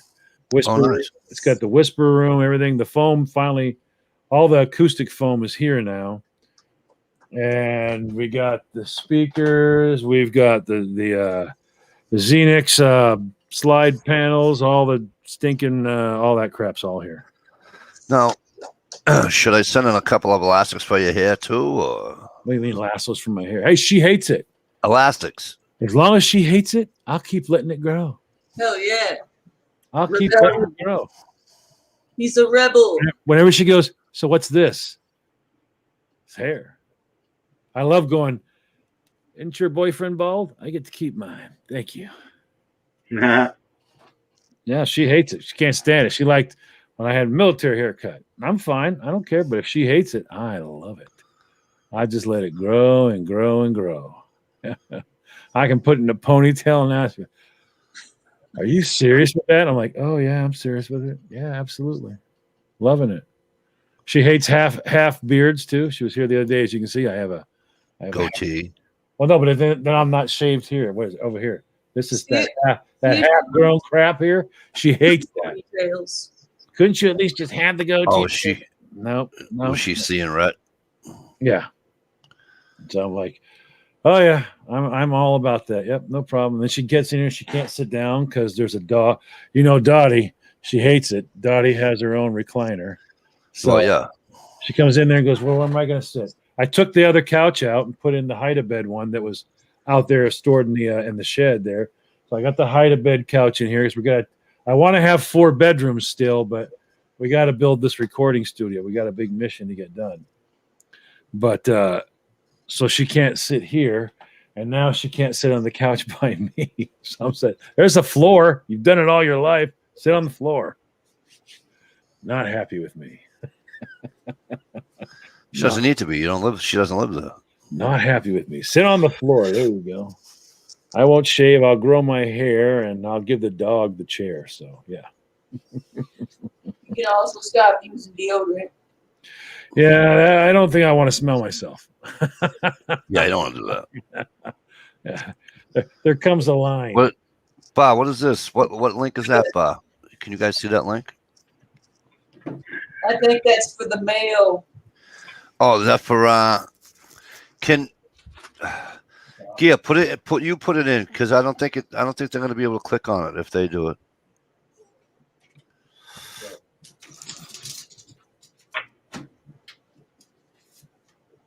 if you don't mind. Yeah, he put a Miracle Whip ode to. Is it an ode to Dish, or was it a? Because that Miracle Whip, you can break windows with that shit. Yeah, that's Gear's video. That comes out like fucking cottage cheese, man. I could never get myself to eat cottage cheese. Me neither. Too lumpy. That Really? texture's just like. Keep Not just that, but the sex ed teacher was describing a certain condition with. Larger small curd, bigger small girl. Oh, I'm so glad. Right on, Johnny. Women. I think I shoot myself. I love that salt and pepper on it. Oh yeah, cottage cheese and pepper. Oh yeah, love it. I can't eat it. I Cottage can't. cheese and pepper, phenomenal. I can't do it. I can't eat yogurt. I can't. It's just Really? Yogurt? I can hurt myself with yogurt. I don't eat that shit till I get sick.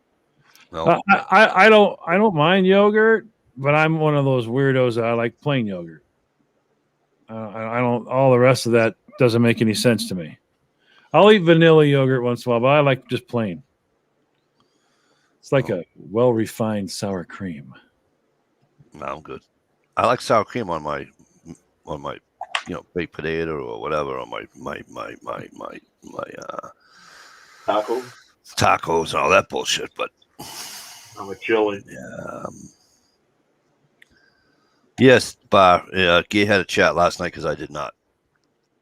I think he asking if no, he didn't do the mayo on the chat. Is that what you mean? No, Bob, on his channel. Go to his channel. Yeah, that clip is from the live stream last night. Oh, that Oh, happened is it? after I All left. right, here we are giving bad information over there, Shalisa. Thanks. Yeah, I was listening to the whole chat while I was moving everything down to the dungeon. I don't even remember why I done it now. I had to leave the chat for at least half hour because Amanda got into some pretty gross, detailed stuff, and it just kept going. And then everyone else got in on it, and I come back and check a half hour. Oh, bleh. So let me get this straight. You're worried about Amanda bringing up something gross and nasty, yet you just brought up cottage cheese in not a good way. So, Thank you for pointing that out. okay, I'm just trying to. I appreciate it. I'm serious too. Just adjusting the score. Hold on. At least I didn't run it on for a long time. There you go. So you're all right. But Yeah. That's, Ohio Wolverine says, I watched him eat that shit live. Oh, that Miracle Whip, you could I'm telling you, you could take that out of a jar, put it on a fucking spoon, and you could fling it like a fucking. That'll break a window. See, Miracle Whip just tastes like it's got a lot of lemon or something that's different. Yeah, it tastes like custard, not custard. Not custard. That's bad. I mean, egg whites. I'll eat Like it. an egg white, like a what? John, what do you call the top of that? What do you call the top of the pie? shit that's white? Meringue. Thank you. It tastes like the top of lemon meringue pie. But it's got that lemony. I don't know. It's just there's a lot of tang in it as opposed to that clean mayonnaise taste. I'll eat it. I mean, down south, it's big. It's big down there. You can actually eat potato salad, eat macaroni salad, all that stuff. None of that stuff's got. Some of those guys, they only use Miracle Whip. Red mix. See, now, I use my wife uses mayo. She doesn't use Miracle Whip. I don't think Miracle Whip is as much a New Thing up England. here. Yeah, I think it's more of a down south. You can still get it though. Oh yeah, you can get it. Yeah, I mean, it's right beside the mayo. I mean, it's not like it's hard to find. there's not a like- lot of things that are like that though. I mean, like Yeah, like you can't find a canned ham around here to save your fucking life. Remember canned hams when we were a kid? Oh, yeah, absolutely. You can't find them anymore. But there's a lot of that stuff that's down south you can't get here. And like, in other words, I don't mind Dr. Pepper, but for some reason I think Mr. Pibb is better. I can't stand either one. Mr. Pibb I can't get up here. You can only get that down south. I can't stand Dr. Pepper. Yeah, but we already know you don't have good taste in soda, Mike. Oh, that's not soda. Then don't even tell me that Moxie's a fucking soda. That's Moxie fucking medicine. Moxie can never be considered soda because that's the nectar of the gods. So Yeah, it's a fucking medicine that I wouldn't give my fucking dog. If I had a dog. Moxie is an absolute yum for all you people. Oh my God. It's like chewing on a fucking root beer root. Gentian root. Whatever. It's disgusting. I love it. I actually have an original bottle from when it was medicine. You know that? When you had the cork top pulled off, you pour it in your milk, stir it up, and it was a stomach elixir. Imagine that. A stomach elixir. People thought was so good, they made a soda out of it. Johnny the M.I. Woodsman. Yeah. Just, I almost gave a real name. Gunpowder Beauty wants to know if you're eating mayo out of that jar. No, actually, it is Sunny Harvest pickled mixed vegetables. Nice. Healthy snack. Yep. Got the carrots in there, got the cauliflower in there. Yeah. Right? Yeah. Yeah. Yes, those are good. Miracle Whip for tartar sauce. Yeah. I Yeah, like I use- tartar sauce. Tartar My sauce. is- fish sandwiches, I use Miracle Whip and relish. Yep, that's tartar sauce. That was big down south too, boy. I'll tell you what. What was that? They had a chain too down south that was like, what the hell is that? Oh, Long John Silver's. They got them here. Yeah, it's a fish chain where they serve like pollock Pollock. from. Well, they all do. That's from fast. Alaska. That's Burger King. That's McDonald's. That's all the But fast they food. have the chains, all best Pollock, chicken plank ever. You know? But they'd take that pollock and they dunk it in this like liquid batter, throw it in there, and they deep fry it. It actually wasn't I- bad. I took pollock home that I caught from the Atlantic Ocean. Yeah, it really wasn't all that bad. It's good. It's processed like nobody's. Whenever you get a square chunk of chicken, Yeah. when you order 8 of them, and every one of them is the exact same length, the exact same shape, the exact same, everything's processed. All right, Right. you know that, but it wasn't half bad. I mean, Right. it wasn't actually all that bad. I thought they're a little. They had those. They had something we don't get up here in Maine a lot. They're big down there is a hush puppy. It's kind of like a cornmeal Yep. round Oh, meal yeah. fritter. Good. Yeah, they dunking that stuff in the tartar sauce. Some people dunking it in ketchup, going crazy. They'll get What, cornmeal on a hot dog?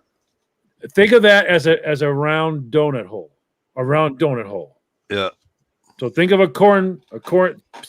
Scrape off the corn dog stuff, make it into a perfect munchkin. You know what I mean? Round Yeah. munchkin. Deep fry that. It comes out brown and crispy, and that's kind of a hush puppy down south. Oh, okay. Now it's not exactly what it is. I'm sure there's someone right now turning on with that's not what I'm trying to help Mikey understand. It's a cornmeal type thing, but it's just basically like take a cornmeal munchkin like. They're good. Nice and seasoned. Depends where you get them. Yeah, there's lots of that stuff that's really good. I love being down south. The food is completely different and awesome though. Even right down to like Mountain Dew.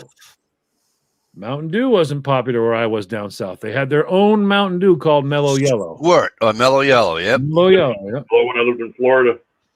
Yeah, Mellow Yellow is the Coke version of Mountain Dew. And then don't forget Ski. Well, they didn't have any of that when I was there. I mean, they had this. They have a cherry soda that they call it Mellow Yellow. It's like freaking religion down there. This chair wine stuff is like fucking religion. I can't stand cherry soda, cherry anything. Well, this is a different. They call it cheer wine. I think it's called cheer wine or cheer. It's like a religion. I know. Amen, Bar. Amen, Bar. Pineapple shouldn't be on a goddamn pizza. That's But, fucking stupid. But they have that. And they have their own everything. cherry soda, grape Yeah. soda. Chair wine's is a southern thing. Yeah, and then knee high is a big thing down south too. Yep, great. Yeah, I mean, so it's like Yeah. where you would get Welch's up Great north. Arrow O'Reilly. Grape knee high. Yeah, up here in up in New England, we Well, he's get more Midwest, but a Welch's grape soda. We'd get Right. an orange crush. right. We'd get those Grape Crush ones. too. Yeah, but down south they got knee high. Yeah, the Right. knee high is their thing, and plus I think they still do RC instead of Coke and Pepsi. When You I can was still buy that here. You can still buy RC It's Cola. in here. addition to, not instead of. well, where I was, it was instead of.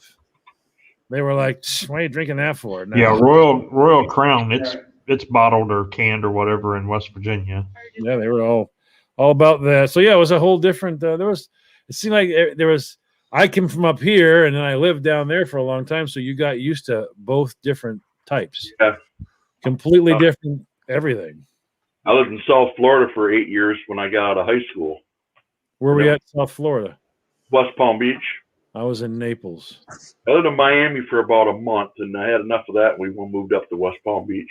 No, Oh, yeah. no. Do it, kid. Do it. Hey, Do it. you're not gonna Do it. put a peanut butter and mayonnaise sandwich. Oh, I had some of that. Mark, Bang. oh man, that's just Now, that's not I don't mayo. know about that, man. I've done the peanut butter and like the marshmallow fluff sandwich. Oh, That's Yeah. good. Yeah, but peanut butter and fluff is a New England that's That's what that's institution here. Gives eating marshmallow fluff and peanut butter. I'll eat that. Wait, is that fluff or is that mayonnaise? That's probably Miracle Whip. It's mayo. He's eating shaking mayo. his head. He's shaking his head. It's mayo. Well, Or there's a Miracle Whip, difference either one. between mayo and Miracle Whip. Texture. When you put it on peanut butter, to me they're both pretty much as great. Ohio. Miracle Ohio. Whip Did is you a ever have salad Ohio? dressing. Did you ever have a lemon meringue pie? Lemon meringue? Yeah. What about it? Have you ever had it? Oh, yeah. It's Okay, you know the staple, man. white shit on the listen to me. You know Yeah, the the white meringue. shit on the white shit on the lemon meringue pie? Yeah. You see how it gels like that? That's Miracle Whip. Mayonnaise isn't like that. No, that's not, no, meringue is just egg whites. Yeah. Exactly. But that's how Mayonnaise is egg whites. Egg Right. whites listen to me. and- It's and it's no, it's oil. more than mayonnaise than egg whites. Miracle Whip, we just talked about this. Miracle Whip, I can put on a spoon, fling it at you, or break a window with it. Mayonnaise, you can't do that. Mayonnaise will run down the spoon. I don't know. I mean, my wife makes homemade mayonnaise, and it's just egg whites and oil. Yeah, Oh, basically. Homemade mayonnaise is good. Pretty good gear. Yeah, but Yeah, that's all. talking, And by the way, peanut butter talking about like marshmallow. tartar sauce, but like Frisch's Big Boy, that's their secret sauce on their hamburgers. They put tartar sauce on it. But- By the way, peanut butter marshmallow / peanut butter and jelly, the absolute best fucking meal anywhere in the fucking world. That's a New England staple, right there. You can have your fucking lobster, you can have your fucking caviar, you can have your fucking queen prime rib, you can have all of it. Give me a fucking peanut butter marshmallow or a peanut butter and jelly sandwich. Did and I'm you in know? Lake Flint. Hey, did you guys probably knew this, but Oh, and half a gallon of milk to did go you with know that like lobster used to be considered like a Shit. Positive. shit meal? Yeah, it was like for poor people Yeah. and stuff. That's Yeah, so, and here's a southern one for you. Brisket, same way. Or brisket, is that how they say it down the south? Is Brisket, that for the yeah. barbecue? Yeah, Right? There's That a was lot. a poor person's fucking yeah, because it's so Thing. tough. yeah, right? Let me And tell your you something. your flat steaks, all of your flanks and all that stuff. That was all what they called butcher cuts. Yep. It was throwaway, so the butchers drove And them. now it's the best them home. friggin' tasting part of everything. Yeah. That's the You cooking, know? that's the cooking channel ruining everything. Yep. You used to be able to get a decent cut of meat and get a deal on it. Now they're like, no, that's going to be Yeah. $9 a pound now. No, but yeah, no, but you're right. It is Ohio. It was like and now you can't now caught on. So now it's like, the prices are through the roof. Oh yeah. You know? I don't even think there's a single piece of. Is there any cut of beef that's still cheap now? I mean, you used to be able to get tail for The tongue, I think. tongue. I think tongue went up quite a bit. Tail used to be the cheapest one, but now they're getting like $13 a pound for tail. It's fucking I said to my wife, I says, now do you understand why I just want to sell every goddamn thing I own, go homestead somewhere and get and raise and grow everything on my own. I said, do you understand? I said, do you understand it'd be cheaper for me for a year to raise a fucking cow, kill it, butcher it, a couple of pigs, turkeys and chickens. As long It as is for me to go buy pork and go buy fucking beef all year round. Do you realize that? Mikey, I do it here. There's the guy up the street here has he's the butcher and he has a farm up there, and we go buy. You have to buy the piglet. All right, you buy the piglet. Yep. It goes there and it's raised, and then you slaughter it. Now, he keeps some of it. Like he keeps 10 grand a butcher at HRM. What? 10 grand? What? Cow costs about 10 grand butchered. No, it don't. If you buy it wrong, it does. Yeah. You buy it wrong, it will cost you that. They get like $4 or $5 a pound butchered up here. But if you buy it wrong, you bought it retail or something like that. Maybe you didn't hear me. Butcher it your goddamn self. Well, you got certain places, Mike, that have certain rules that if you open that cow up, you can't butcher it there. They have all this weird. Who says this? Federal government. That's why some of your butchers, when they come, they can't butcher it at your spot. They can gut it right there, and the guts have to all be taken away. They have to be controlled because it's where E. coli comes from. That's why when you go to one of the big butchers, there's all these cans outside. Some stuff has to be put in certain cans because they've got to have it all controlled. Oh, yeah, you got all kinds of rules. But like if the guy's a butcher and he's a portable guy, he can come and kill your cow at your place, and he can gut it there, but he can't butcher it there. He's got to take it somewhere to a clean room and butcher it. Or sometimes they bring their own clean room with them. Well, how about if I'm a homesteader, why can't, first of all, how are they going to know I did it? Well, I don't know if you're going to be selling any of the meat or if it's just going to be just for you and your family. Yeah. I don't imagine you'd have a problem with that. Yeah, I think personal use is different. Yeah. Yeah, and if he wants to give it away, that's fine. If he wants to give me a couple steaks, I'm to not take home with selling me, it. Well, I don't know. I mean, if you've got I don't think you know how much meat a cow is. oh, dude, a half a cow will fill up like 3 freezers, like Dude. full size. Like chest You freezers. got to realize a full cow, you're looking at like 1,400 pound cow. You're going to lose 600 pounds of that to bone. It's like shooting them. It's like shooting a moose. Right. But Or better, because usually, do you know the cows, the steers they slaughter for beef aren't really all that heavy. Oh yeah, they are. I don't think they are. I think you're gonna go look at that They're that heavy. They fat. That's one of the last. because they get too tough. They fatten these bad boys up. They fatten them out for a month or two. Yep, they fatten them up before they send them off to the butcher. A guy's got a dairy farm, and he makes the best hamburger in the world because he takes everything and makes hamburger out of it. That way, it's easy to get rid of.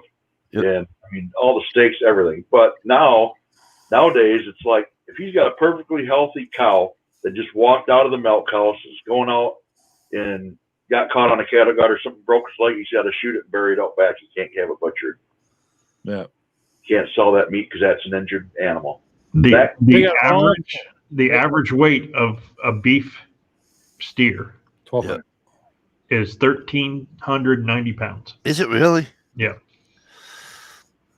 Now, back to whoever it was that made the comment. Maybe I was thinking about veal. When I was telling you, if you buy it wrong, think about that 1,400 pounds. Now, there's what they call hanging weight and dressed. Now, most of the time what they'll do is they'll gut it, and once the guts are out, they hang it.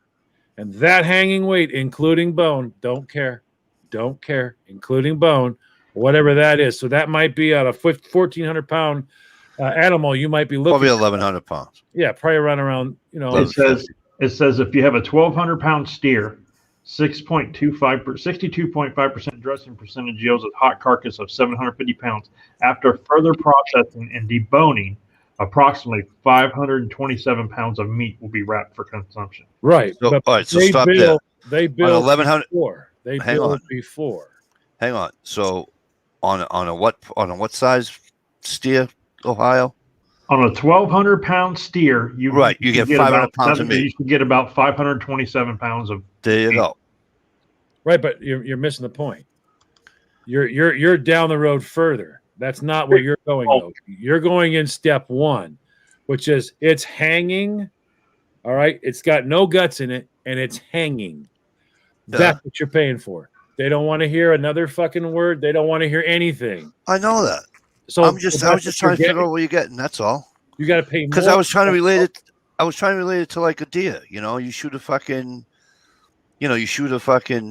180-pound fucking deer. You're only getting fucking 70 pounds of fucking meat out of it. We're having two conversations. You know I was what I'm talking about the statement that someone made a statement about a $10,000 deer, a cow. Yes. That's where I was. You're on a different one. What I'm saying is when it's hanging like that, that's what they're charging you for. That's the weight. They don't give a shit about anything else later. You're paying whatever it is for that right there. Then they'll go ahead and start continuing to charge you as you break it down more. Where did he go? But I pissed him off. No, he's been popping off all night. But yeah, that's what they'll do is you'll on that one. say you got 1,100 pounds hanging in the air right now. Right. Yeah, They're charging you $6 a pound. You're paying 6 times 1,100, which means you've got $6,600 hanging in the air. Right. Now, still like 10 grand. right? But now, are you buying it that way? Do you want it in just giant chunks, 4 huge chunks? No, you don't. You want it to cut down more. Well, what do you want? I want to have roast meat. That's more money. That I know. I take my shit that I used to take my deers. Doing the deers the same way.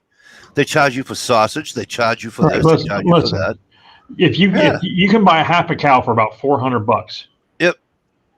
And have it split up to whether you want steaks, burger, or ribs, or whatever you want. There's Expensive to feed those. it's cheaper. It's cheaper in the long run to buy a half a cow than it is to go to the grocery store and buy meat every week. it'll always be. It's like $2. It's like if you have a cow slaughtered or whatever, it's like $2 a pound to pay for beef. If you go to the grocery store, it's like you got a good deal here up the street from me. You start at $6. Start. See, that's grocery store prices. That's ridiculous. Start at $6. But also to the grocery store price, there's a middleman. You have to pay middleman price. When you're raising something like that, there is no middleman. It goes from the butcher to you. There's no middleman.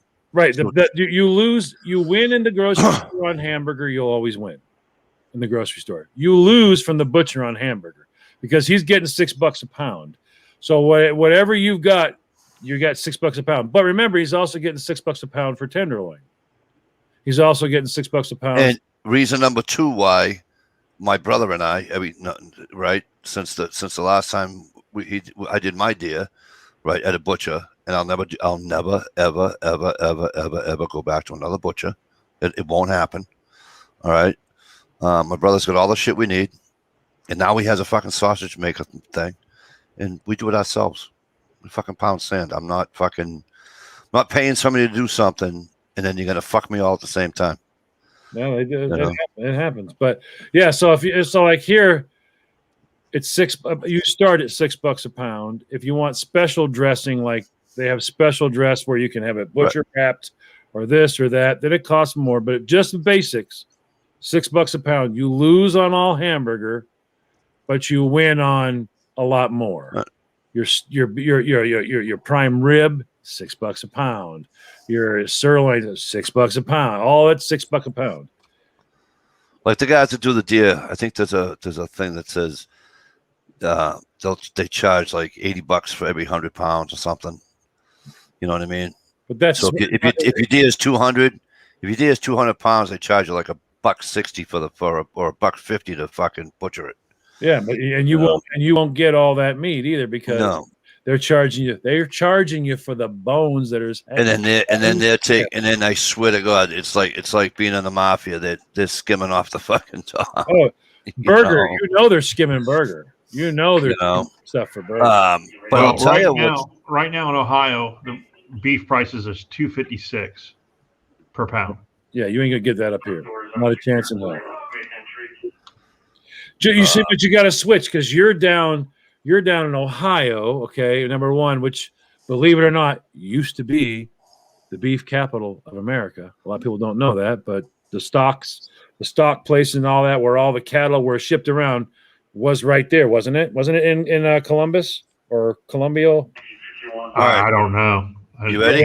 There's a lot of beef farms in Ohio, but there was a huge usually in stock Kansas City is where the stock is, the beef stock. Well, no, but during the turn of the century, it wasn't. It was like in Chicago, and I think there was one. I'm thinking there was a big one in Ohio. Probably Columbus, because the nickname for Columbus is Cowtown. That may be what it was. That may be why.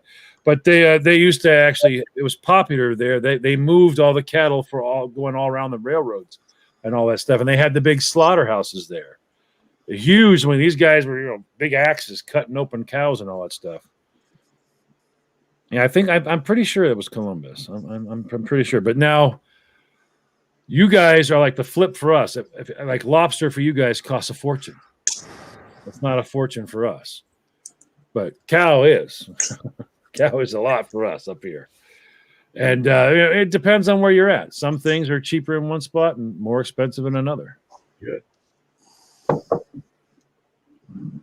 Fresh fruit in California, not nearly as expensive as in Maine.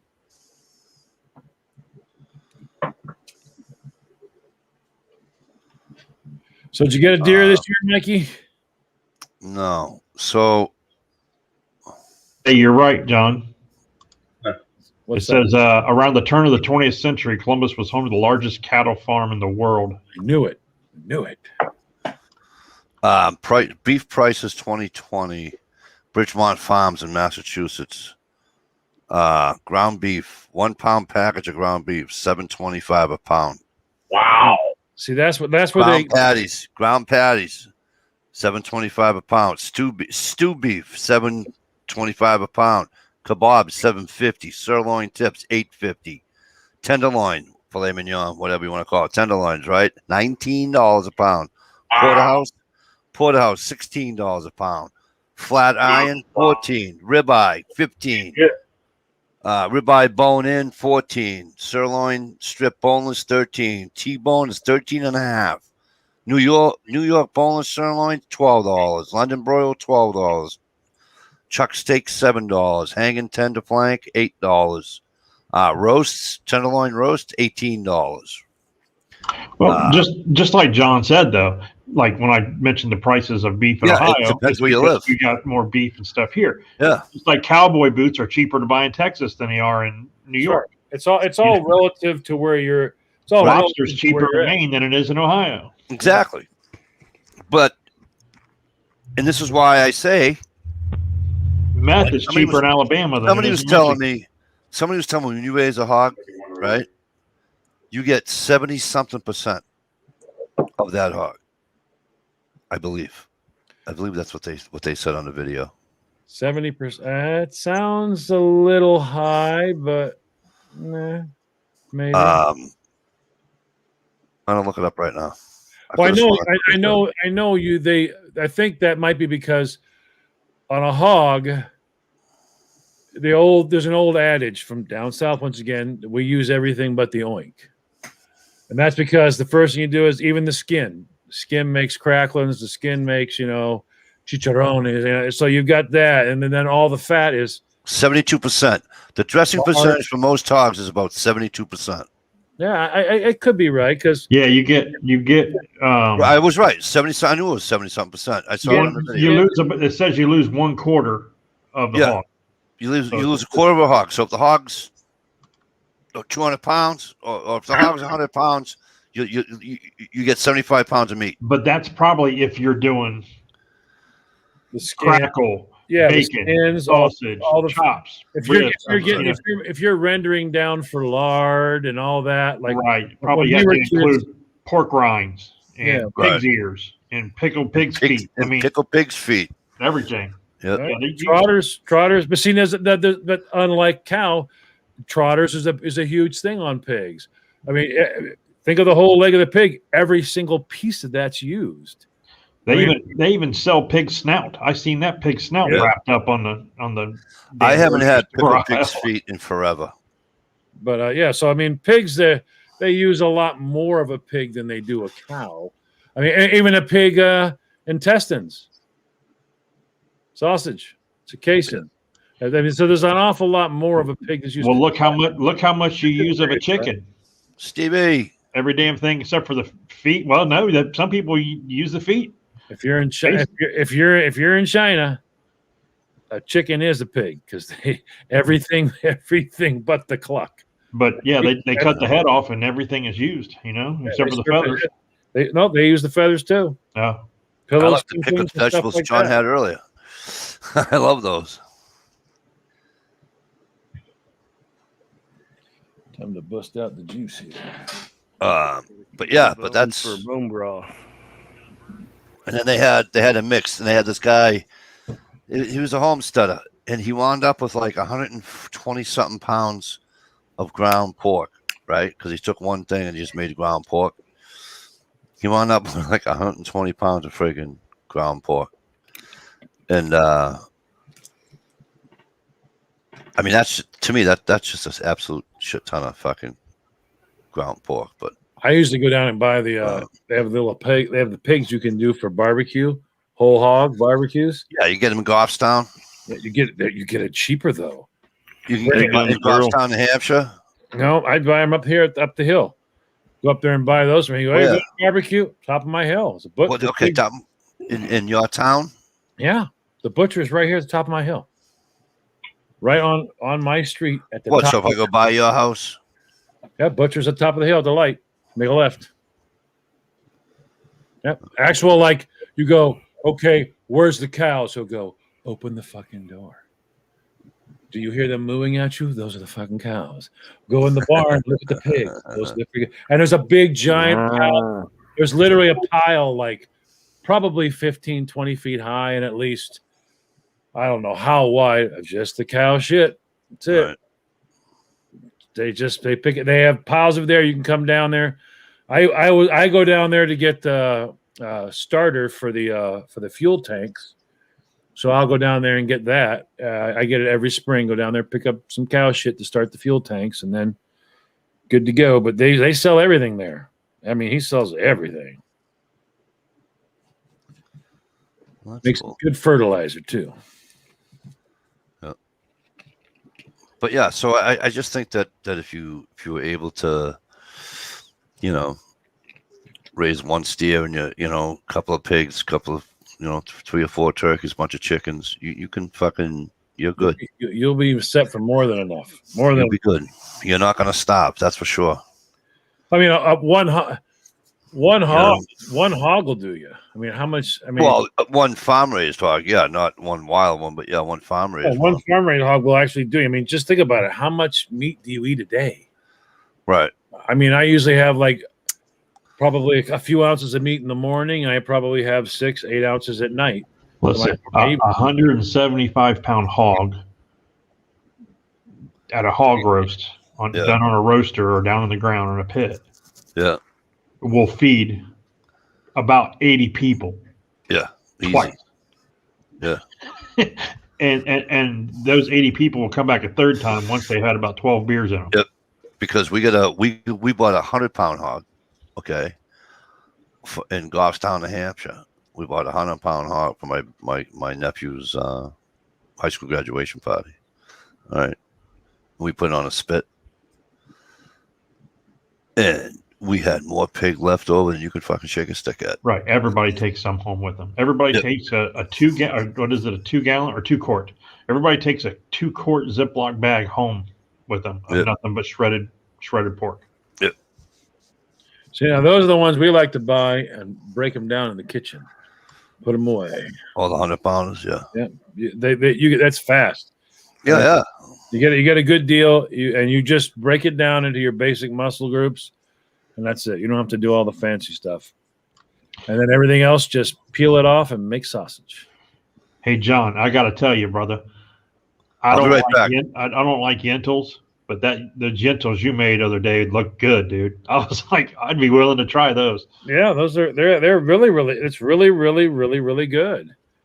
I got probably I've got like 52 more to make. Well, see, and in the video you explained it at the end. If add more if you want soup. I don't know. Well, yeah, I would probably enjoy it, but I'm not a big soup guy. So the thicker it is, the more it's like And the silly thing is the first time I ever had those, I was served to me over rice. So it was lentils over rice, and it had bacon in it and all that. I was like, wow, that's an interesting that's take. a hell of a filler, isn't it? Oh yeah, I'll tell you what, and that's what it was about too. Is we were going out. That was in Kirbyville, Missouri. We were getting ready to go out and do splitting, and boy, I'll tell you what, that old girl knew how to make something good to eat because I was good for hours and hours. Everybody keeps popping off. What's the deal with that? Yeah, we lost John. Wonder what happens there. He's been having problems since the beginning. I'm lucky. I scored a hell of a deal today. I was sitting in a little secondhand store, and there's a new lady. They've had like 4 people come in this secondhand store in the last few weeks, so it's been very confusing. No one knows what's going on. So I'm sitting there today, and I'm taking a breather. And I go down to her. I'm talking to the lady, and she's like, "What is this?" And she's picking up stuff. She's brand new, and she's like, "What is this space age crap here?" And she's throwing it all in boxes. And she's like, "Just haul it out of here and put it in the trash." I'm like, "Well, hold on. What are you doing with that?" She's like, "Well, what, you want that?" I was like, "Well, I just want to know what you want. You got to get rid of it or what?" She goes, "Give me $4 for it." So I literally paid her $4 for a brand new in the box Nighthawk. Get out of here. I am not freaking kidding you. It is sitting right there. What is it? Brand, Router, isn't it? It's a brand new router, $179 router. She was getting ready- Well, you're blasting some serious Wi-Fi now. Oh yeah, and then I also got a this.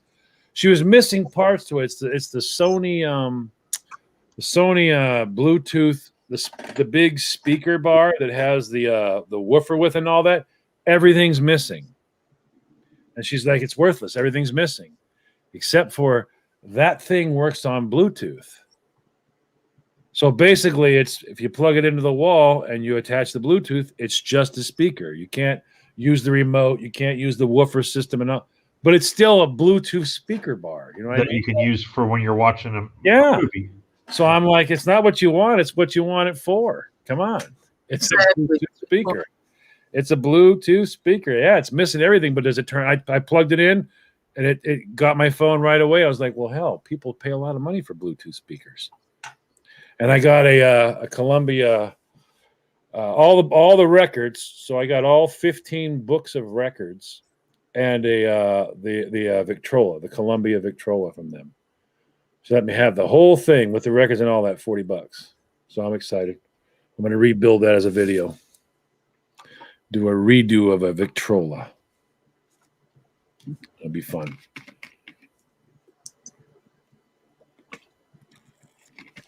What's Mikey doing? Is he having like internet problems? Is that it? Usually he's back by now.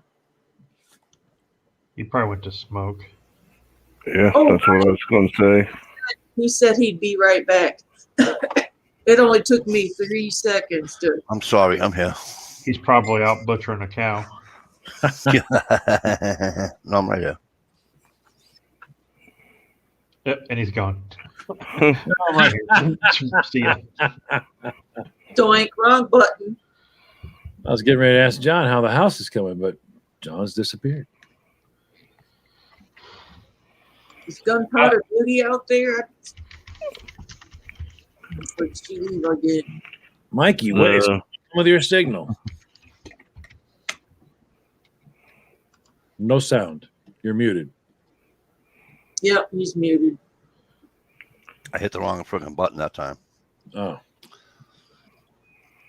Oh, we lost Johnny tonight. Thanks for coming in, Johnny. Hey, he just disappeared. He must have disappeared right when you reappeared. Hello. He's liking his place girl. out there. He got him another Ranger. Oh, did he? Yeah. Little Ford Ranger. Yeah. It's a good. Yeah, they're not so little anymore. Have you seen them? Got a- See the new ones? I won't even look at one of the new ones until they're about 14 years old, and then they're good for me. They're not compact anymore. I'm having a hard enough time with this new truck I got right now. Has a digital compass in it, and I don't like that. I don't know, why do we need digital compasses? It doesn't make any sense. Tells you what direction you're going. What's the matter with you? It's ridiculous. What's the matter with you? My car's sitting at northeast. Compasses are supposed to work when the vehicle's turned off, not only work when the vehicle's turned on. Can you imagine? I have a compass while the batteries are dead. Well, that's a really good compass, isn't it? Yeah, when the batteries die, it's no good. Awesome compass. It's ridiculous to me. There's certain things that just don't make any sense. Electric compass, that's one of them. Stevie, I sent you a link a while back if you want to hit the button and come on in. Mr. Joker Steve. Now we lost Ohio. I mean, frickin' Ford Rangers. Any truck's good. Tom Brady is the coach. He had to go change his mind.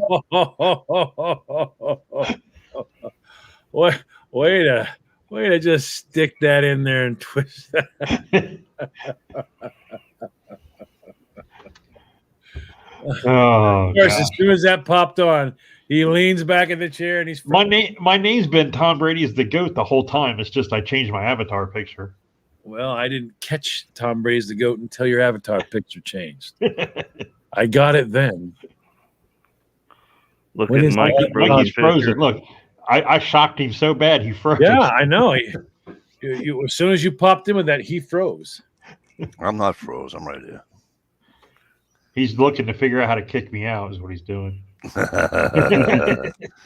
Yeah, I like your excursion too there, Jezzo. You got a nice one. I mean, I'm going to I agree like with you. those. I Those are think big Tom- fucking trucks. I think Tom Brady is the greatest of all time, but he's kind of Of course he is.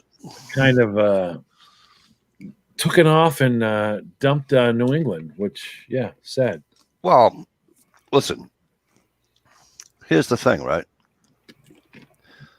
We all either A, change jobs, or we all A, move, right? Well, I get that. Trust me, I get Hang it. on, hang on. I get it. So he did it.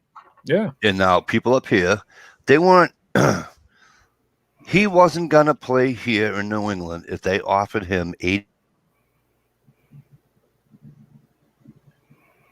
tuna fish sandwiches. He froze up again. Well, the thing is, though, I mean, if he goes to he goes to Tampa Bay. Say he wins the Super Bowl. Say they beat Kansas City tomorrow, and he wins the Super Bowl. It just proves that he is the element of the winning team, not Bill Belichick. Well, yeah. Number one, I don't really care that much, but I mean, it was fun having the talked about team. You know what I mean? I lived in Kansas City, where you could go to one side of the street, the highway, and you could watch the Chiefs lose, and then you could cross the highway and go to the other side and watch the Royals lose. So I mean, to actually be in a place like here, where all my life I grew up with the Patriots. You wait, next year we're going to do it, and then all of a sudden, finally, after years of all this crap, now everyone's like, "Well, they're just asshole." No, they're winning. They're winning. So that was fun. It was fun having. Dude, you don't have to tell me. I'm in Cleveland. I am at the home of Wait Till Next Year. Well, Exactly. yeah, but you guys are still practicing. no, they're not. They were in the playoffs this year, and I rooted for them all year long. Yeah, but I mean, it's been Wait Till Next Year since like 1964, dude. Yeah, it has been too. Cleveland Browns. HRM says he pulled from the mud hole a Super Duty F-250 and a 20-foot trailer with 5,000 pounds in my stock 87 Ranger 4-wheel drive. Kept pulling it out. Well, there you go. I was lucky. I've got that. That's the F-150 XLT 8-cylinder. That's the new one I got, Mikey. But yeah, it's good. Oh, well, I say new. It's an 03, so it's very, very new for me. All fancy with, like, electric windows, and the locks are electric, and it's like confusing for me. I'm used to rolling stuff down and pulling buttons up. So I'm not used to that. It's like getting your first smartphone, Yeah. But yeah, no, listen, I was happy for what he did for me for 20 years. For 20 years, yes. He froze up again. Hey, John, I'll tell you what I don't like is when you get into a vehicle that has like electric windows or whatever, but the button is not on the door. It's like on the center console, like by the radio. Yeah, the windows are. That's just. I'm about burn up trying to find it. That's Trying to roll the windows down. The drawback to that is when you got your window down and it's raining, or you leave your window down by mistake when it's raining or something, and you come back out and now you don't have any now you can't roll up your fucking window because you just ruined all the fucking wiring in your fucking. Yeah, that'll get you. Or your battery dies and your window won't go down. I'm surprised someone hasn't put a switch into window keys. When you turn the key off, the windows automatically all roll up. Remember the old station wagons 100 years ago? If they did that, then you'd have PETA come after you and be like, "You can't do that. That's illegal. What about a puppy? If you leave the puppy in there and the windows automatic," you'd have people go. PETA would go crazy. Remember PETA kills more animals than a damn. Remember the station wagons years ago? The rear window would go down. You could use the key and put the rear window down. Oh yeah. Yeah, with the rear facing seat that I had to sit in. If you ever the Plymouth wagon had one of those. Yep. Well, we had like a 70. I think it was a 72 Ford LTD wagon with puke green with the. Oh yeah. With the wood paneling sides, fake wood paneling, I should say. My father called those lumber windows. Roll that lumber window down. So you put the lumber out the window. I seen something other day where there was a pickup truck and there was a guy holding a bunch of lumber on the side of it, like out the passenger side, and they were driving down the road, and it was like a meme, and the title said, "I bet he wishes he had a pickup truck."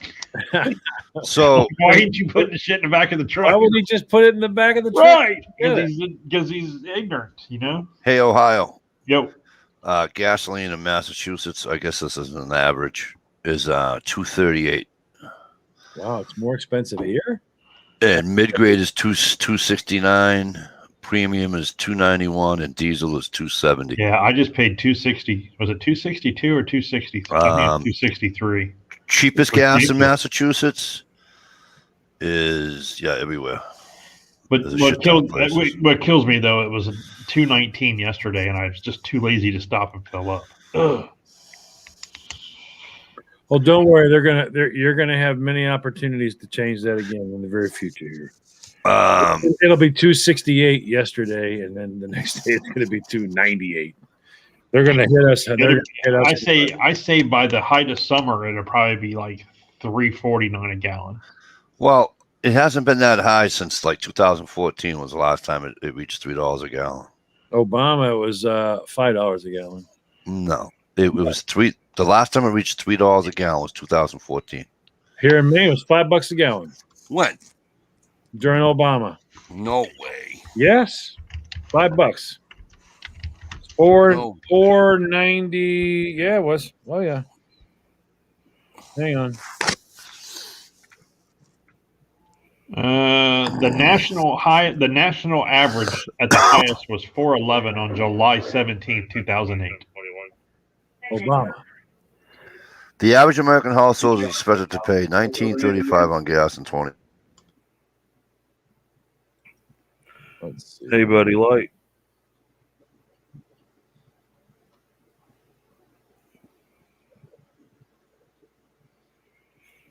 Two days ago, gas was $4.87, was $2.19 a gallon here. Let's see.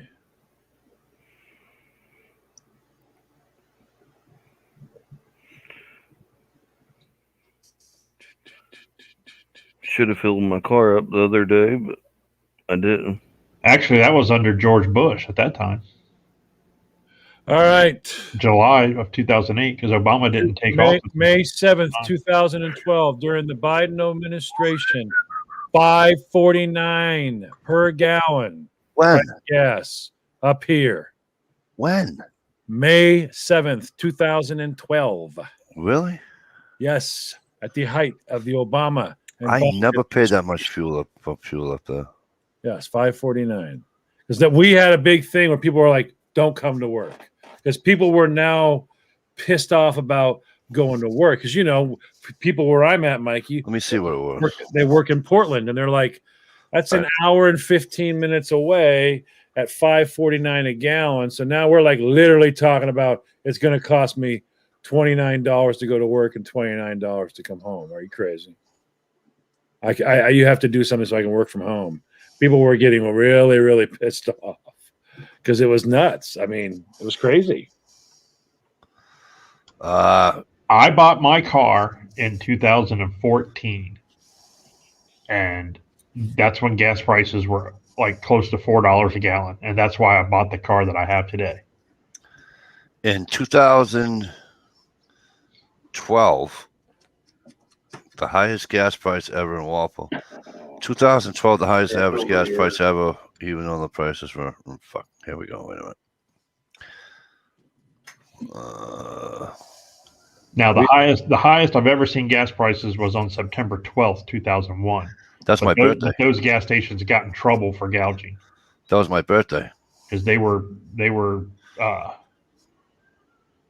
gouging prices right after 9/11 happened, and it was like $7 a gallon for gas. And Well, I mean, down in Florida, we had some pretty scumbag stuff going on. All right, so They had gas down there that was going for $15, $16 a gallon, but it's always after a hurricane when everything's collapsed. And oh yeah, when a case of bottled water is $25 instead of in $3.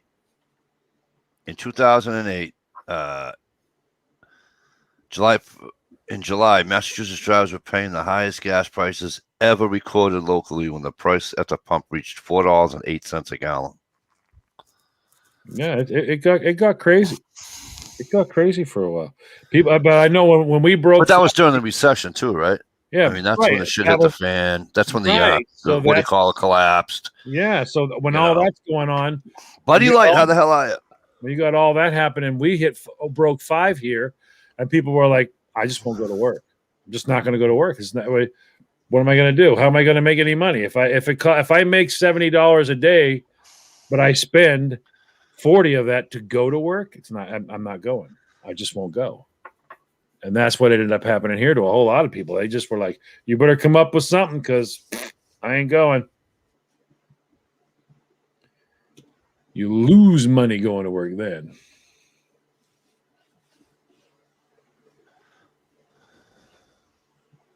Jeez, I remember. It has really gotten crazy now. 'Cause I remember I used to be able to take $1, get 2 packs of Durrell menthols, a friggin' long neck Pepsi, and have a quarter left for me. It's insanity now. Yeah. 2 packs of Durrell menthols will cost you what? $20? Dude, and when I was in high school, I could get a pack of Marlboros, a Snickers bar, a 16-ounce Mountain Dew, have money left over to buy lunch, and pump $2 of gas in my car Yeah. for out of a $5 bill. You Yeah. know, it was like, So here's the funny part, right? You know when you buy an oil for your house or whatever, right? Back in 1984, where I grew up, it was 92 cents a gallon for oil.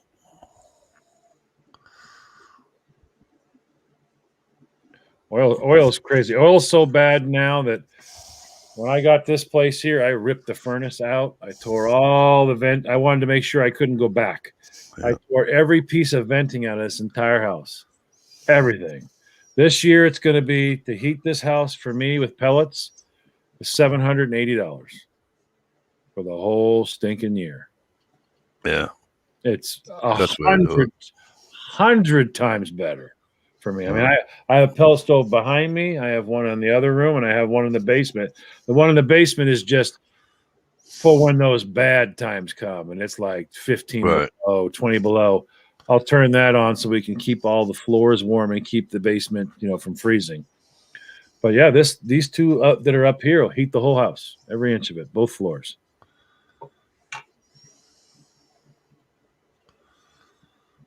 Yeah. I like my pellet stoves. This bad boy burned an igniter today, though. I had to put a new igniter in it.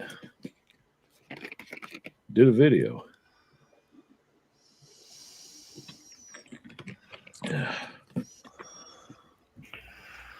But with doesn't gas always- prices rising, about mid-March when tourism starts, Right. the third stimulus check is supposed to be coming out about then. That's just the dumbest thing I've ever heard of, these stimulus checks. They don't make any sense. We're here to save you. So it's been, 7 months? Y'all still got some of that $1,200 left?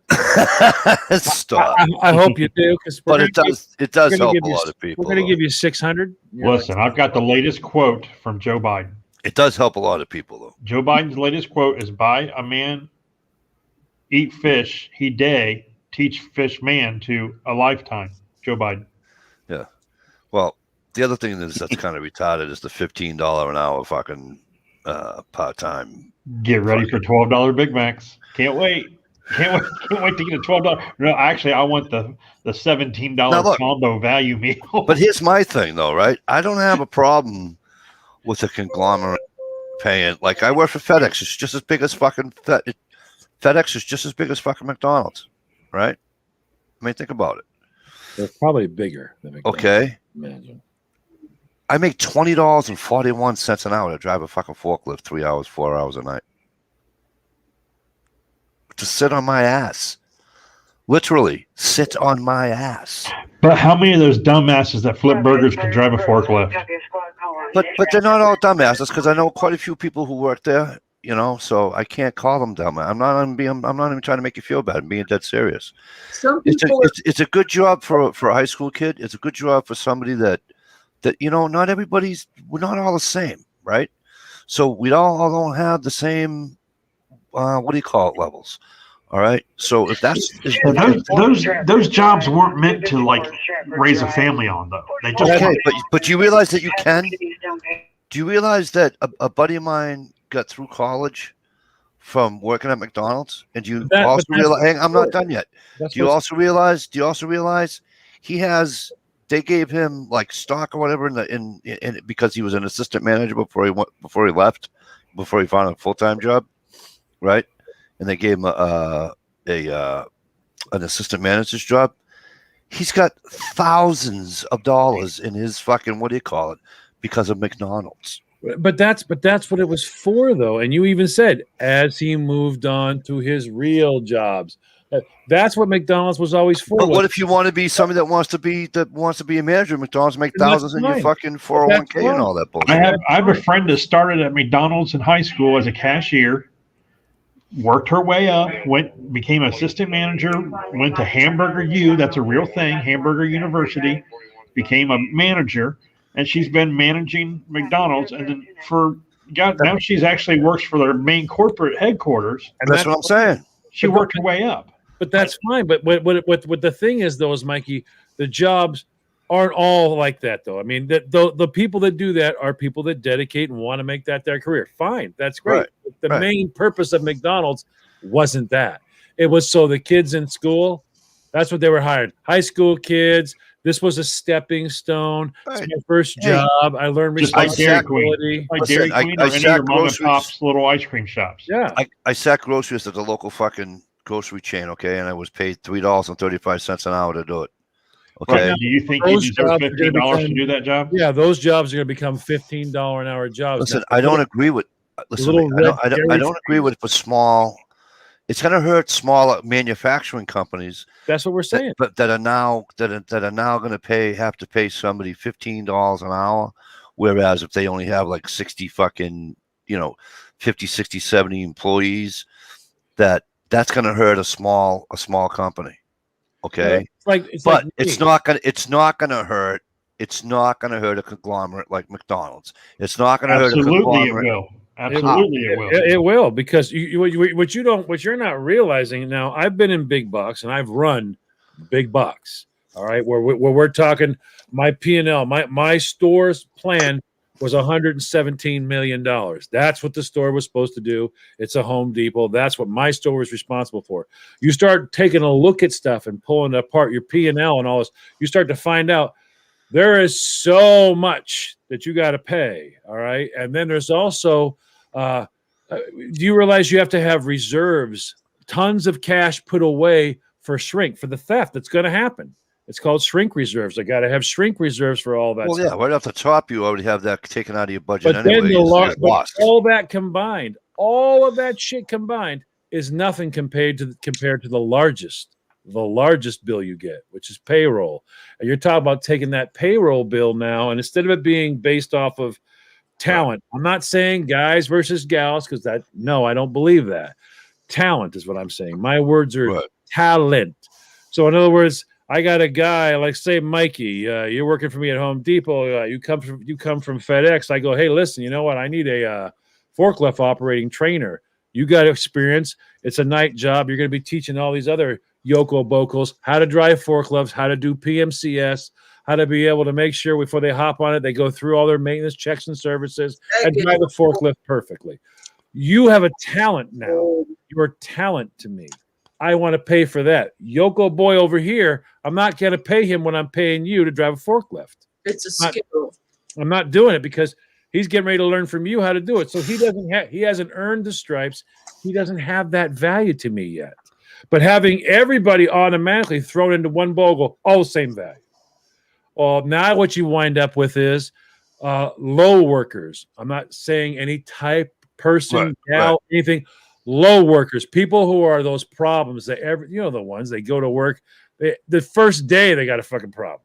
Oh, her and I ain't gonna get along. Always training them only to see them because they can't make it into work on time. Yeah, it's kind of the fucking small companies did. Right, but you've also got, remember, you've got companies like the big ones like that can't fire that person now, though. They can't fire him. Well, you can't do him anyway. You can't do that anyways. You got to leave him. Well, I don't know about it federally, but I know in Massachusetts, you can't. What the hell is what's the hell the name of the law is?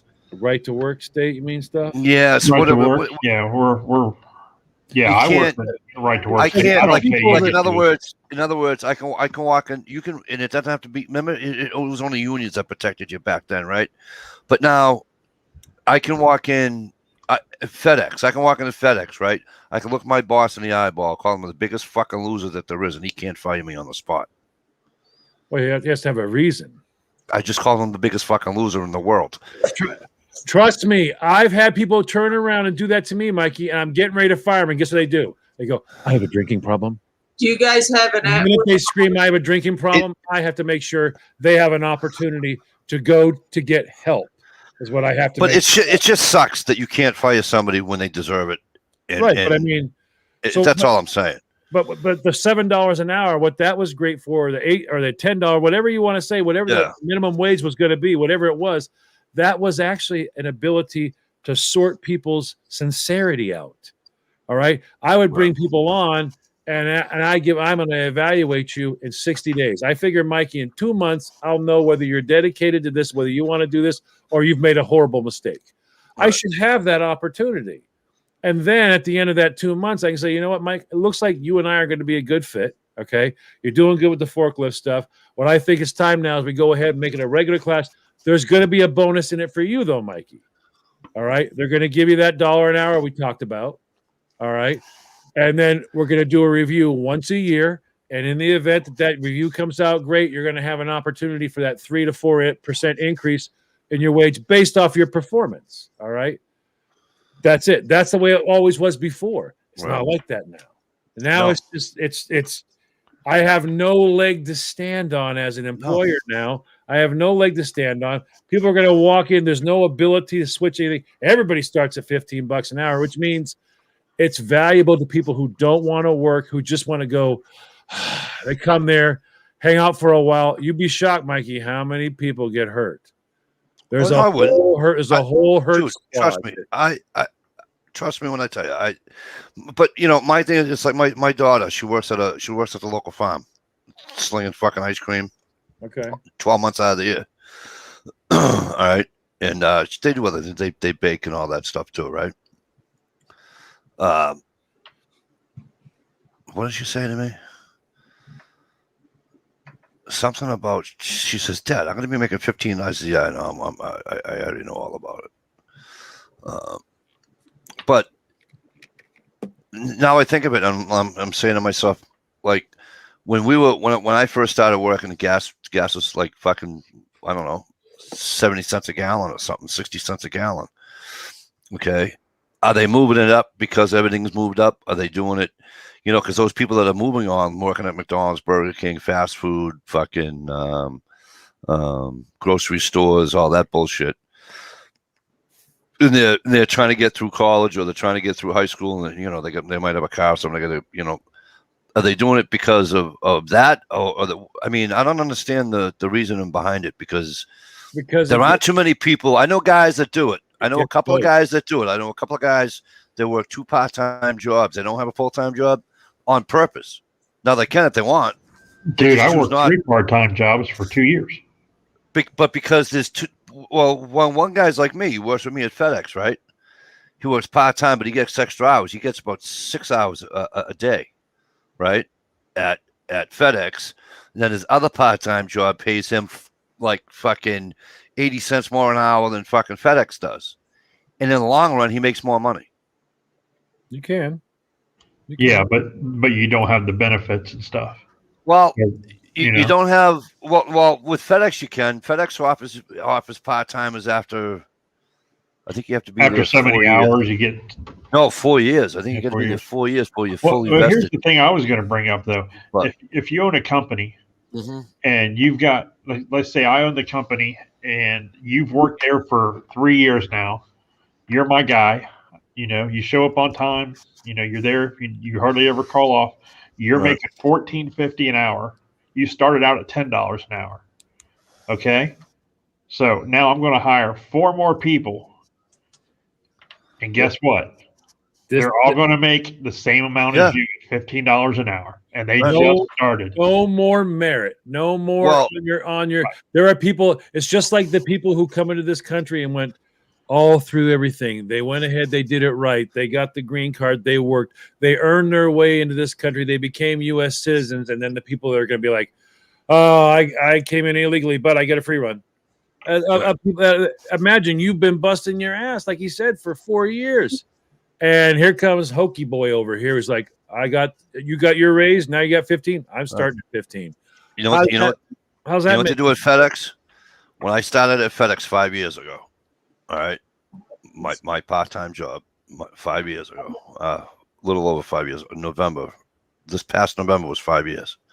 All right, I walked through the door making $16 an hour. You wait 12 months and you're at rate. So now, in 12 months, I was making the same as the guys that have been there 2, 3, 4 years ahead of me. All right, now that holds true to the full-timers too. Okay. So you got a guy that's been there 20 years, right? You have to work. I think the full-timers have to work a year and a half, and then they're at full rate. And the thing that sucks about it is that we have a big problem with, I don't know if you ever understood the freight business or ever been in the freight business or anything like that, okay, with those types of companies. But the faster the city guys, and when I mean city guys, those are the tractor trailers you see going, delivering, picking up shit, okay? The faster they get back to their house, okay, the faster we can take that shit, put it on two puffs, and it gets sent to a major hub, all right? We have people that oh, you know, I worked 3 hours of overtime yesterday, but now today's run's a little short. I don't want to lose all that time. Although FedEx pays you overtime after 8, so they technically don't lose any time. You know what I'm saying? That they won't lose their overtime. You know what I mean? So instead of working, so one day they worked, 11 hours. The next day he's working 7. Well, now he's pissed. So now he's milking it coming back. Now he doesn't get back till 7 o'clock at night. You know what I mean? Yeah. And so they're not pulling their own weight. You know what I'm saying? And it's frustrating as all fuck. They're They're manipulating the fucking system. It's just like the people I used to have. Everything's different. It's horrible that you can't. And that's what I mean. I can walk in and tell the guy to go fucking pound sand, and he can't fire me. And he has to verbally tell me. He has to verbally tell me not to ever do it again or say it again, right? With a witness. With a witness. Then he has to write me up. Yep. And then it's the third time. And then it goes from the third time, it goes to a hearing. Not like a. Yeah, it's a hearing. Yeah. I'm like, are you kidding me? Whatever happened to really? You're going to talk to me? Have these people not ever worked a construction site before? A private construction site, building houses or something. Oh, yeah, it's not. Holy shit! You walk up to the boss and tell him he sucks. It's all over. He'll hit you over there with a framing hammer and tell you to go home. It's all, but everything's relative though, because like, see, in Depot, my issue, like you have that issue with that. For me, it was we call them the clock watchers. You have people that come to work. They're 10 minutes early. Yep. They come into work and they do this one. Yep. They'll stand right there and they're watching that clock because they're not punching in 1 second. I got a story for that one, but I know what you're saying. But then when it comes to lunch, you watch them, and I would stand right there and go, I cannot figure out why you're doing this. They would stand there, they won't clock in for work. Then lunch comes, they go right past the time clock, get their stuff, put it in the microwave. They go get their drink or whatever, set it down, get their whole whatever they're going to do, eating platform, set right down. Then they'll walk and over. Go punch out. They'll look to see if anybody's looking, and then they'll go punch out. They've already wasted 10 minutes. Then they'll eat. And when they go to eat, they'll be just about halfway done. Looking around, they'll go punch back in and go back and sit down. They'll go right back, sit down. And you walk in and go, I'm watching you and you're stealing time. That's the same as those are also the same people that stop working 15 minutes before the end of the day and stand there with their arms crossed at the time clock, waiting to clock out. I'm going to tell you though. I'll tell you something though. I'm not a clock guy. You guys know me by now. I'm not a clock guy. Only when my boss doesn't break my balls. My full-time boss. I have a full-time boss that I worked with before at my other job. Okay, so he's known me 14 years. All right. I go to this this company that I'm at now, and they don't give a shit. You want to punch out at let's say I'm supposed to work till 5, right? And they give you every 7 minutes, right? So they said, you want to punch out at 4:53 for the day? Punch out at 4:53. Goodbye. Have a good day. They didn't care. They pay you till 5. All right. Now he shows up from Connecticut and comes up to work with me, and we're punching out at we're punching out at 4:53. And he puts a stop to it. So then I was breaking his balls. I punched out at 4:58. And he grabbed me. He says, Mike, you punched out at 4:58. What the fuck is that? Are you kidding me right now? We're going to play it. I says, hey, we're going to play this game like we played down the street in Woburn. I says, who won that game? Who won, me or you? I says, okay, game on. No problem. Johnny, I did the exact same thing you just mentioned. Come in one more. I says, what time you want me in here? He goes, I'll be here at 7:30. I'm going to need you here by 7:15, 7:30. He says, come in at 7:30 with me. I says, okay. Of course I got there at 7:20, right? Got there at 7:20, made coffee, stand at the time clock like this. He says, what are you doing? I was waiting for 7:30 to hit. He goes, Mike, just punch in. He goes, if I can't punch out at 4:58, don't you ever fucking expect me to fucking punch in early either, you little bastard. I says, that ain't happening. Right. I punched in at 7:30. Yeah. Punched out at 5. And then we'd have these people that would. Hey, Mikey. All right, have a good good night. To say bye. Love you. We would have these bankers. Now, we call them bankers. They're the ones that will They get a little like 7 minutes.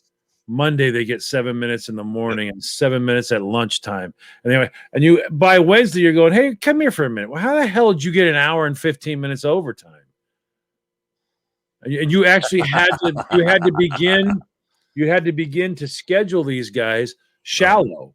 So I would never give them 40 hours. They'd be like, well, I didn't get 40 hours. Well, you just keep scraping up this overtime. So here's what I'll do. Since you can scrape up 3 hours a week in overtime, I'm going to schedule you for 37 hours. And then apparently when you scrape up that 3 hours, we'll be fine. Because they used to get mad at me because I would check their times on Thursday morning and they go, oh, I noticed you got another hour there banked up for that overtime, huh? Yeah. Oh, well, yeah, I got to cut that. That's a great idea. I think we should cut it right now. You go, well, I was going to leave early. No, you're not. No. You're not going to lunch early. You're not going to take it. Because they plan this stuff like, I'm going to take a 2-hour lunch. No, you're not. No, you're not. You're not clocking in for an hour. Well, I'm already here. I don't care. I'm not paying you overtime, so you're not clocking in now. You come back in an hour and then clock in because you're not going to do the double-hour lunch or I'm just going to leave an hour. They bank time so they can leave early Friday or they have a friend coming in town so I can have a 3-hour lunch on Friday. No. Not buying that. When I worked at the heating company, the kids used to do that all the time. And then they'd pay them on Thursdays, right? They used to pay us on Thursday, right? And I go, isn't getting paid on Thursdays kind of silly? He says, why? I go, look how many people are out on Friday. Yeah. Yeah. A lot of people and he goes, once they get their paycheck. I says, you're losing money doing that. I says, because they're not out in the field. I says, you know this. I don't have to tell you this. You're the boss. You own the company. I goes, you have four sets of guys because it's two guys to a job, right? I go, you got 8 guys out on a Friday, and that's 8 guys not getting anything done. I go, and it's not like they're sick. They're just blowing it off because they worked all those hours on Friday and they got paid Thursday, so they don't have to come in and get there because they're not smart enough to get direct deposit. I said, so they got to come and get their check. It's just like a week after I said that, we started getting paid on Friday. You wouldn't believe how many people hated my fucking guts. Oh, I'll bet. Just get direct deposit, you bunch of fucking idiots. Yeah. I had one of my managers I was training. He was a store manager. I was trying to explain to him. I was like, now, I don't want to teach you bad things, but I want to teach you reality. He's like, okay. I was like, be friends, but be the boss, okay? Because that's one of the things you're going to have to do here. I said, but then also remember that none of these people love you, okay? They say they like you, but they'll lie to you just as fast as look at you. And he's like, really? I said, I'm going to show you tomorrow. Tomorrow's a very important day. I said, it's the day of the liar. He's like, what does that mean? I was like, you have a spring forward and you have a fall back. Now, whenever one happens, they're always an hour late. Why? Oh, I forgot to set my clock. I was like, so if it's true, and you always forget to set your clocks, on round 2, you should be an hour early. Do you know how many people ever show up an hour early? None of them. Yeah. Not one of them. They're always late when the clocks. Oh God, I'm so sorry. And they're so sincere. I swear to God, I didn't set my clock. And like, don't you have a phone? Doesn't that automatically do it? They go, I didn't have my phone, or it was on the charge. There's always a story. But boy, when it comes time for it to be the flip, well, that's it. You should be an hour early tomorrow. They're never. You'll be standing there by yourself going, little fuckers, I'll tell you what. So full of shit. That and the first snow or the first really cold temperature. How many windows were frozen? My windows are frozen. My de-icer is not working. You're like, now this is when I'm running the one in Massachusetts. Okay, out in Lawrence, Mass. I'm running that one. I'm like, you're calling me, telling me you're not going to make it to work because your window's frozen and the defroster's not working. They're like, yeah, I'm just letting you know. You're calling me. I live in Maine. And I had to get up at 3, scrape it myself, drive here. I'm here, and you're telling me you can't make it from 5 miles down the road. It's how they are. So I learned a long time ago. But this is people, but when it comes to the boss, they're full of shit. But this is why, and on the other end of that, right? On the other end of that, because I agree with what you're saying, and that's just how people are. But on the same token, it's kind of like I get a half-hour lunch because I drive, right? So I get a half-hour lunch. Yep. No, I'm not bragging, but ask me how many times I've taken a half-hour lunch in the 2.5 years that I've worked there. See, that's where if you say none, I'd be all over your ass. I'm not going to say none, but I'm going to say maybe 20. I used to make it. I used to make Now- it lunch. Good night, Stevie. Thanks for coming in, kid. See you, Steve.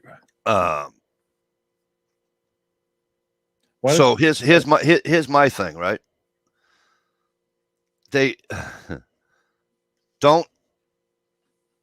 I hate when they break my balls. If I'm not, you know what I'm saying? Well, it depends. There's laws, though, Mike. There's Well, laws. here's what I do. I'll work. I don't call out sick either, right? I don't take a sick day. Yeah, but that's not irrelevant. No, but hang on. So here's what I do, though. lunch is a law. Right. But here's what I do. My thing is that if I'm helping you out, help me out a little bit, right? So, but here's my thing. Let's say I have 7 sick days, right? Yeah. I have 7 sick days. If I say I'm sick, a boss has no right to tell me I have to come. No, I don't. Listen, I have 7 sick days. I'm using one. Goodbye. Did Click. you say? Hang on. Did you say lunch is a law? It is in Massachusetts. Yeah, lunch is a law. I was after X amount of hours. I worked in. After 6 hours. I manage to have a people half in, hour. in Massachusetts, and what they have is there's no complication as long as it's like a 3-hour shift or a 4-hour shift. 6 hours. You need He a half has an hour. option. Yeah, he has an option to take it or not take it.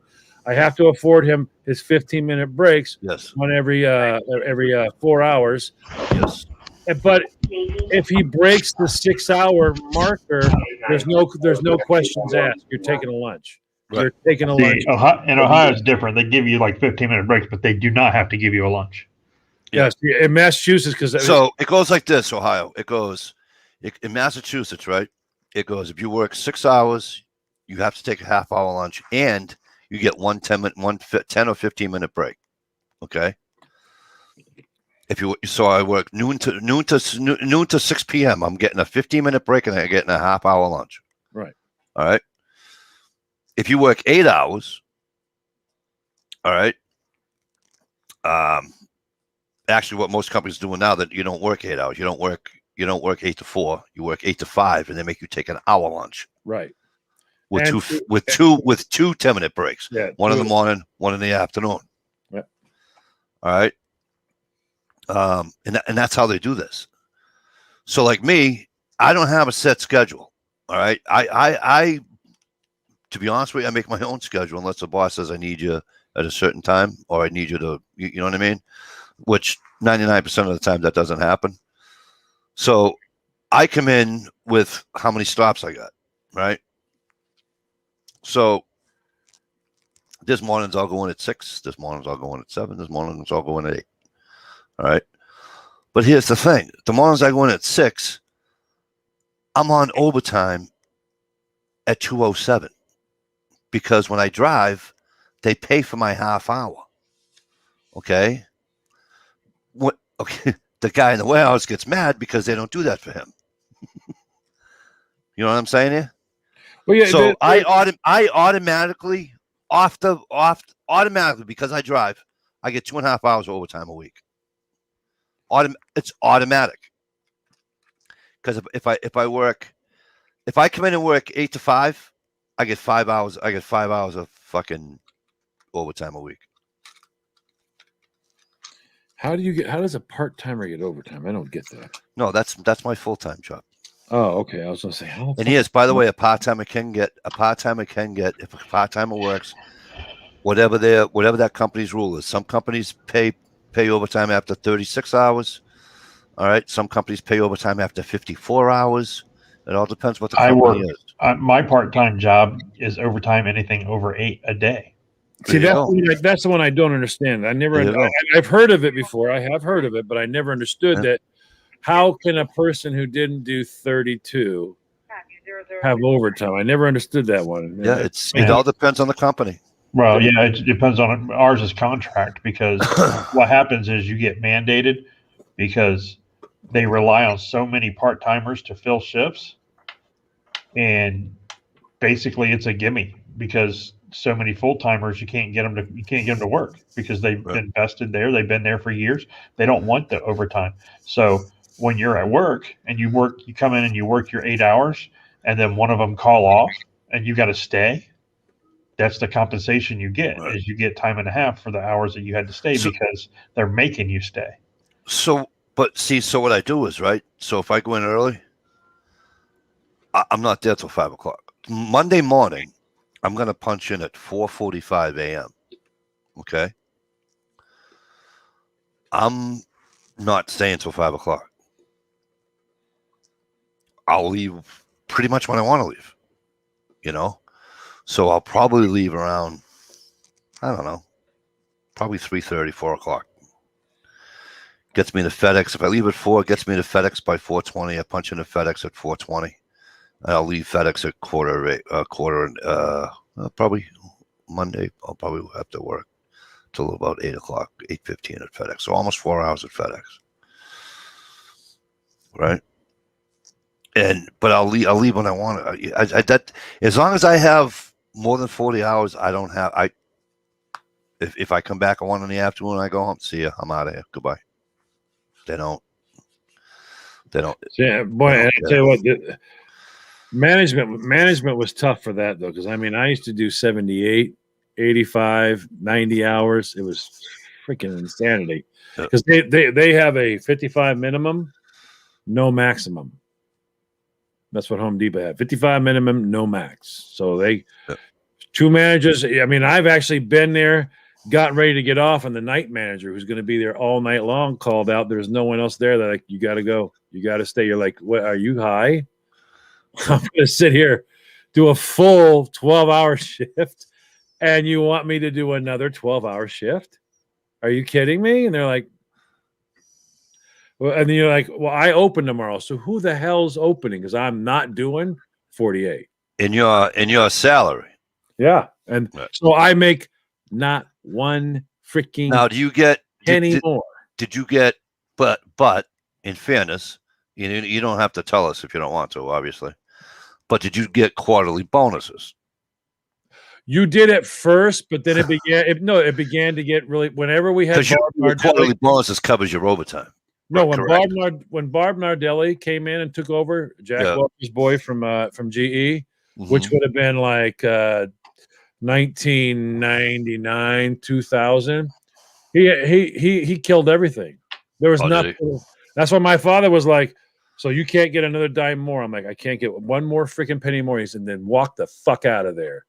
He's like, you don't owe them nothing. If you have your stock and your vest and you can't get one more thing out of these people, then why are you there? Start over somewhere else. That was my dad's opinion. So I walked the fuck out of there one day and went over to Men's Warehouse and started all over. 10-year vestation period. Yep, that's my father's deal. He's like, retire. Click your retirements. That's what you want to do. You want, because a lot of companies, you're done at 10 years. You're not retired, but you're done. You're not getting anything else. And they don't do retirements like they used to do. Now it's 401k. Right. So it's like you're paying the bill for that, but what am I getting? Well, you have your vestation after 7 years. You're vested in your stock. Okay, you can collect stock for 3 more years, and that's it. And it's like, so at 10 years, well, what do I owe? I don't owe you nothing. You're nobody special to me. What do I owe you? Nothing. Am I going to get one more freaking cent out of this company? No, just my regular wage. Yeah. See ya. I'm out of here.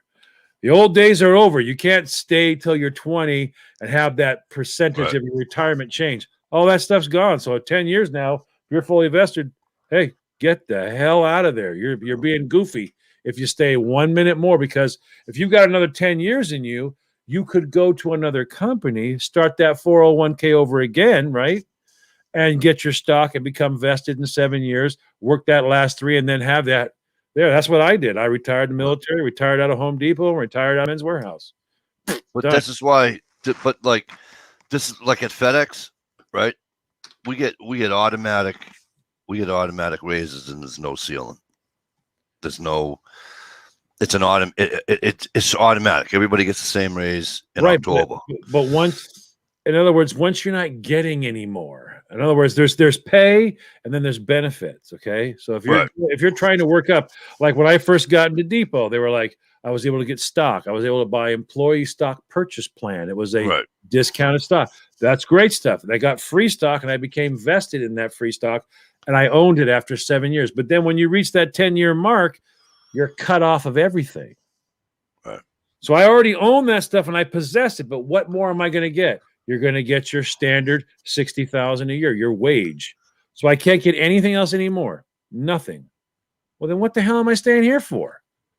Yeah. If I stop right now and I go to another company, remember, I'm a manager. I'm a senior manager. I don't have to start over. I don't go back down to pushing carts out in the lumber yard anymore. I don't do that anymore.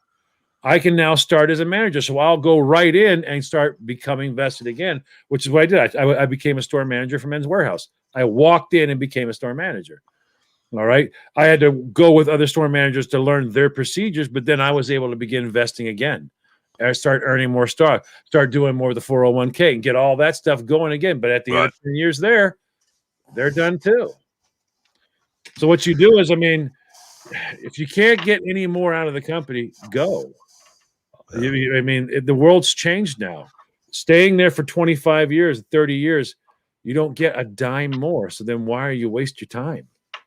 I mean, literally, you have to say, I would rather make less money and work here than if you're not ever going to get a raise, and you're not going to get your payment, your no more stock, no more anything. Yeah, there's no sense of doing that. No, why stay? You're getting paid. Yeah, it's a job. You're getting paid. Why not get a job where you can get a little bit more? Put away a little bit for your retirement, and then they match. If they match, most companies match up to 8 or 9, 10% now, and it's But they would allow so much, but then once it's all stopped and it's just whatever you save, well, hell, that's like putting money in the bank. They stopped doing the matching after you're like 10 years, all right, and then you're like, well, now there's no more matching. Well, so you have to find a company that doesn't do that. I mean, you got to find a company that's going to match. Well, after 10 years. I've already done what I got to do with these guys. I got my 401k. I've got my stock. It's sitting right here. And it's like, so now why am I here? No reason whatsoever at all. I'm still young. Goodbye. Have a lovely time. I'm going to do a new career now. I'm going to go over here and I'll do my 10 years with those guys. I mean, good Lord, Mike, I retired at 55. I was done. That was my plan. That was my plan my whole life.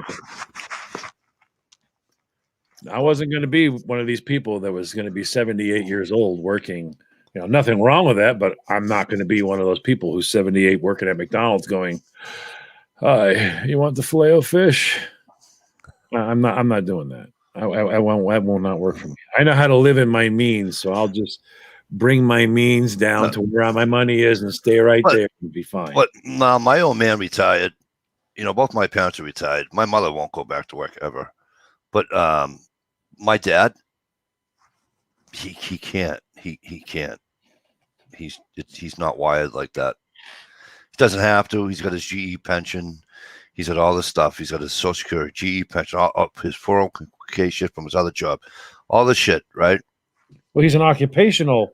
He's got to have it. He can't sit. Right, and that's different. So you know what he does? He delivers cars twice a week for his company. He'll go to deliver a car to Portsmouth, New Hampshire, or he'll go up to Portland, Maine, or he'll go down to friggin' Mystic Seaport in fucking Connecticut or whatever. You know what I mean? There's lots of people like that. They're like, he just can't. He can't. I don't need the money. I just gotta. I'm not going to sit like this in the house. Yeah, that's not him. They're not going to open their own business in the house. Right. You know me. He can't hunt. He can't hunt. He'll fish, but he can't hunt. So it's like, Yeah. you know what I mean? That stuff happens. People. Yeah. This is me. It's what I got to do. So I do it. I'm probably going to be the same way. I mean, I'm not going to work till I'm his age, but I mean, unless I hit the friggin' lotto, right? I can't picture myself retiring at 65 years old. I don't know. I just can't. It gets weird now. Now it's getting really weird. Now they're doing all this mandatory stuff where, like, You have to go on Social Security, but you can only make this. I don't. When you're in management, you see it a lot. When you're not in management, you don't see it. But I've had old people come to me and go, "Look, John, what?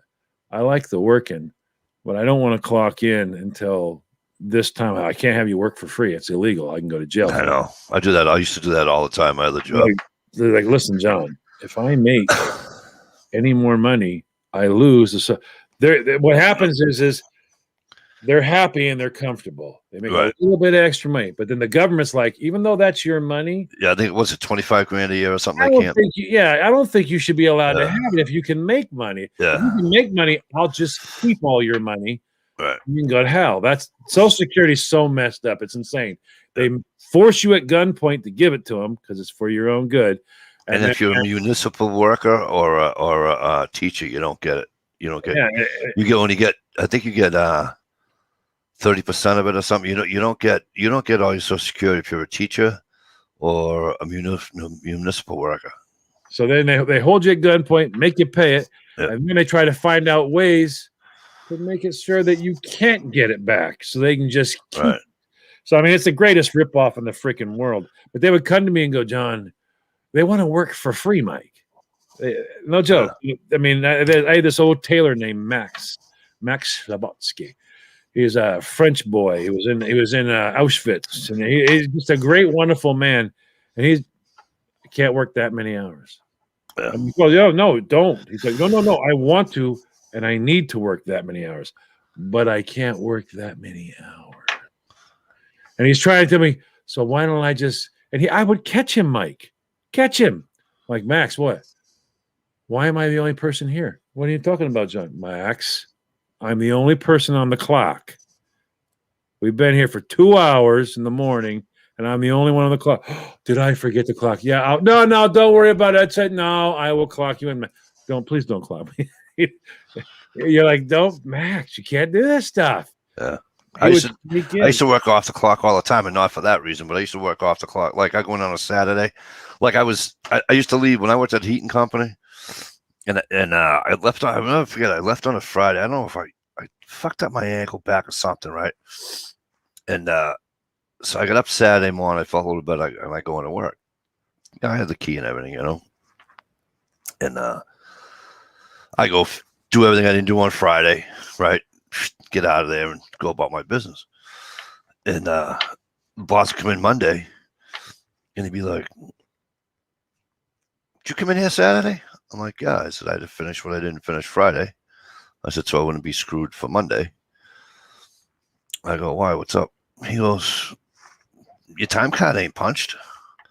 I goes, no. Why would it be? I said, that'd be overtime. That'd be not right. I said, so I work off the clock. He goes, are you trying to get me in trouble? Yeah, that's not good. I go, what? He goes, you can't do that, Mike.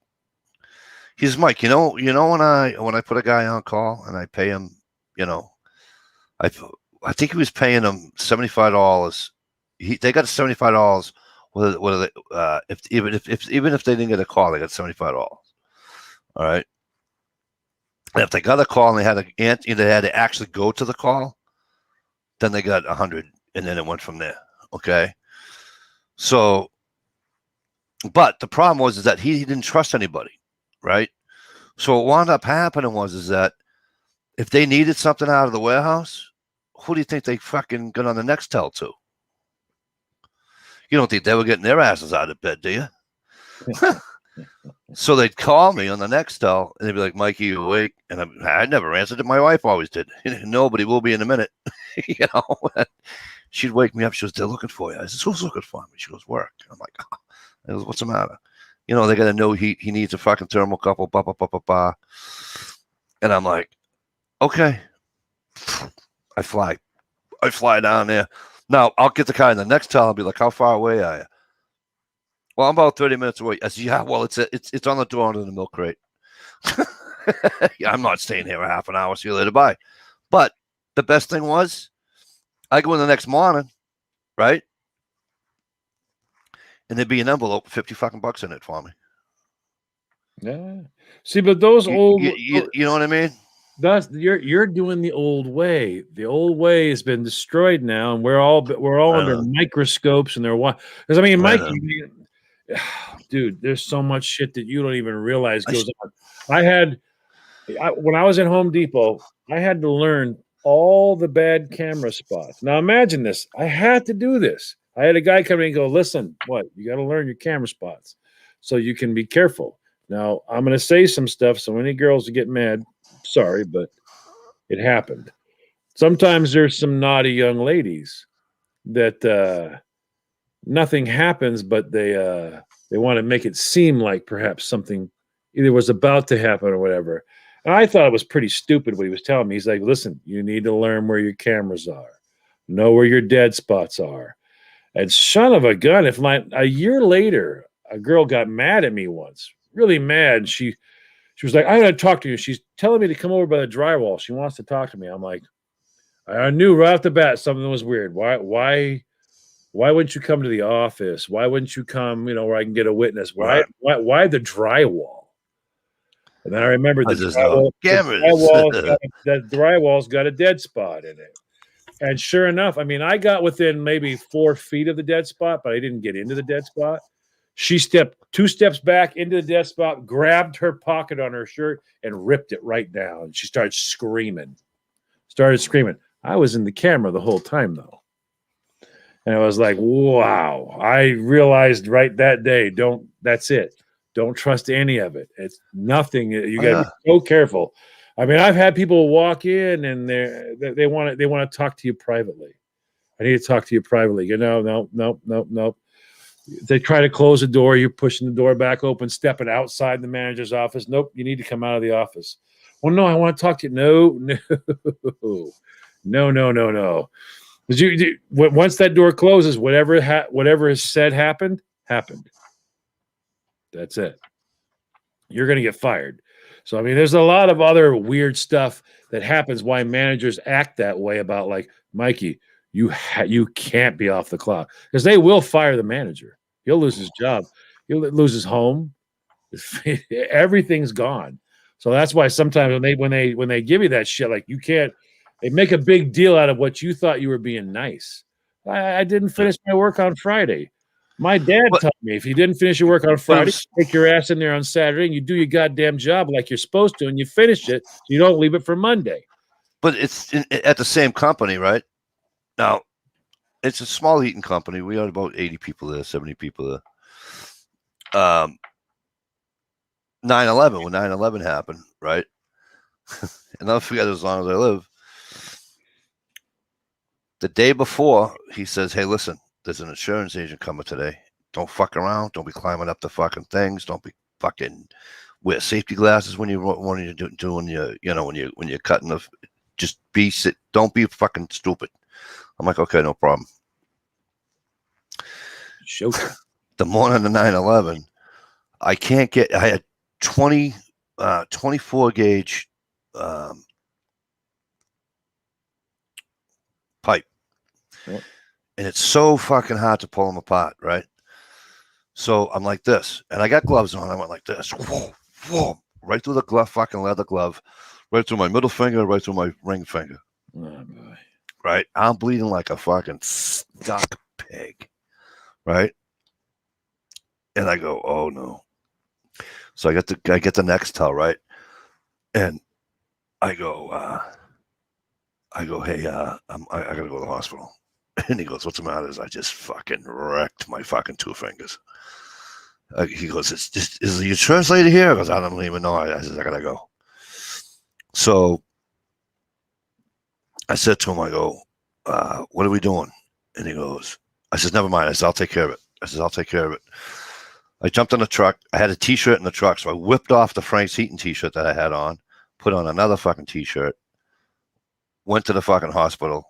Of course, that's when I found out about all the 9/11 stuff that happened. How'd this happen? Well, I was at my house. I'm in my basement, and this is how things went down. So they're like, oh, okay. So they stitch me up. They do everything. But listen, realize his job is on the line. It's not because it's not. Yeah, it is. No, it's not. Listen to me. Oh, that is. No, because his insurance is going through the roof because the guys are fucking going the other way. Right. You know, I stumped my toe, or Right, know, but I you hurt got my leg, and you they're got hurt out. at work, and there was no. There has to be a So- report. There has to be an incident Well- report done. If not, I know all the rules. I know what the rules are, but I broke them. So then I get back to the shop, and he goes, "My fucking insurance." I goes, "Your insurance ain't gonna go up." Now the lady's gone, right? I go, your insurance ain't going up. He says, "Mike, I says, listen to me. I says, I told him I cut it at my house. And he goes, "No, you didn't." I'm like, "Yes, I did." And he goes, "Thank you." I says, "You're welcome." see. So see his what- wife who did the book says, when that bill comes in, come see me. The $400 and something fucking bill come in for the fucking 10 stitches I took. And I went, I gave her the fucking bill. She took the bill. She wrote out a check and she fucking sent it in. Yeah, but see that I understand what you're doing and all that, but if you have a perfect situation like apparently that was for you, which is not the case. 99% of the time, it is not the case.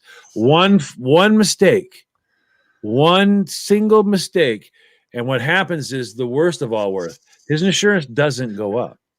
It doesn't. He loses it. Yeah. And then he's done. And his career's over and he loses his home and the business. And it's not good because once you lose insurance for something like that, you know how much it costs to get insurance after that? Well, yeah, and the other thing was I wasn't supposed to drive myself to the hospital. Right. There's all kinds. See, I mean, I've had people try to help me, Mikey, and you know what the sad part is I fired him. I had no choice. I had no choice. He was In other words, we're trying to do a special thing at work where incidents are down. We're trying to get the accidents down and all that. Someone cuts himself bad, so they hide it. And they don't let anybody know. They claim they did it at home. They're trying to help me. I didn't ask them for that. But right. But you know, it's still better than the asshole that picks up the pencil and says, "I threw my back out picking up a fucking pencil." Trust me, I understand. And then he's out fishing and hunting the next day. Fucking. I understand. But he's out of work for fucking 9 months. I understand, but there's nothing. You know what I mean? There's nothing you can do. The minute you break that one, somebody finds out. And as soon as that person finds out, then all kinds of shit starts to unravel. I've had it. I have had it happen, and I literally had the person come in, fill out the incident report, got 2 witnesses with me, and I'm like, this is not what I want to do, but I don't have a choice. My hands are so tight, it's not funny. Do the incident report, make sure it's all done, send them back down to the doctor place there, and when they come back, then I have to let them go. Because what they did was they placed the entire company at risk. No, I know. And it's like, it's a horrible thing when you go, I'm going to reward you for being great and doing it the old fashioned way and trying to take care of me and the company by not doing that, by taking your job from you. It's a horrible thing to do, but you're tied because like my boss told me, you don't take his job, I take yours, then I'll take his. So make up your choice real quick, John. And I had no choice. It's a terrible, it's all changed now. It's also messed up, but you got so many rules to deal with now. Holy fuck, it's 1:18. All right, listen, folks. It's 1:18 a.m. Eastern Standard Time. It's early yet. I knew you were going to say Well, that. of course it's early yet. You eat mayonnaise and peanut butter sandwiches. It's all Let me tell you something. for you. This shacking me up for 6 hours, and Gear would say it's early yet. What are you kidding me? I have to thank you guys for coming in with us. You got everybody that was on the panel, and I know Jess was here earlier, and Shalisa, and John and the MI Woodsman was here earlier, and you guys out in the comment section, much appreciated. And we'll see you all probably next Friday night, right? And we'll see you then. But anyways, like I said, thanks a million. Enjoy your week. And enjoy the snow if you're getting any snow, because I am. All right. Peace. Go Buccaneers. I don't think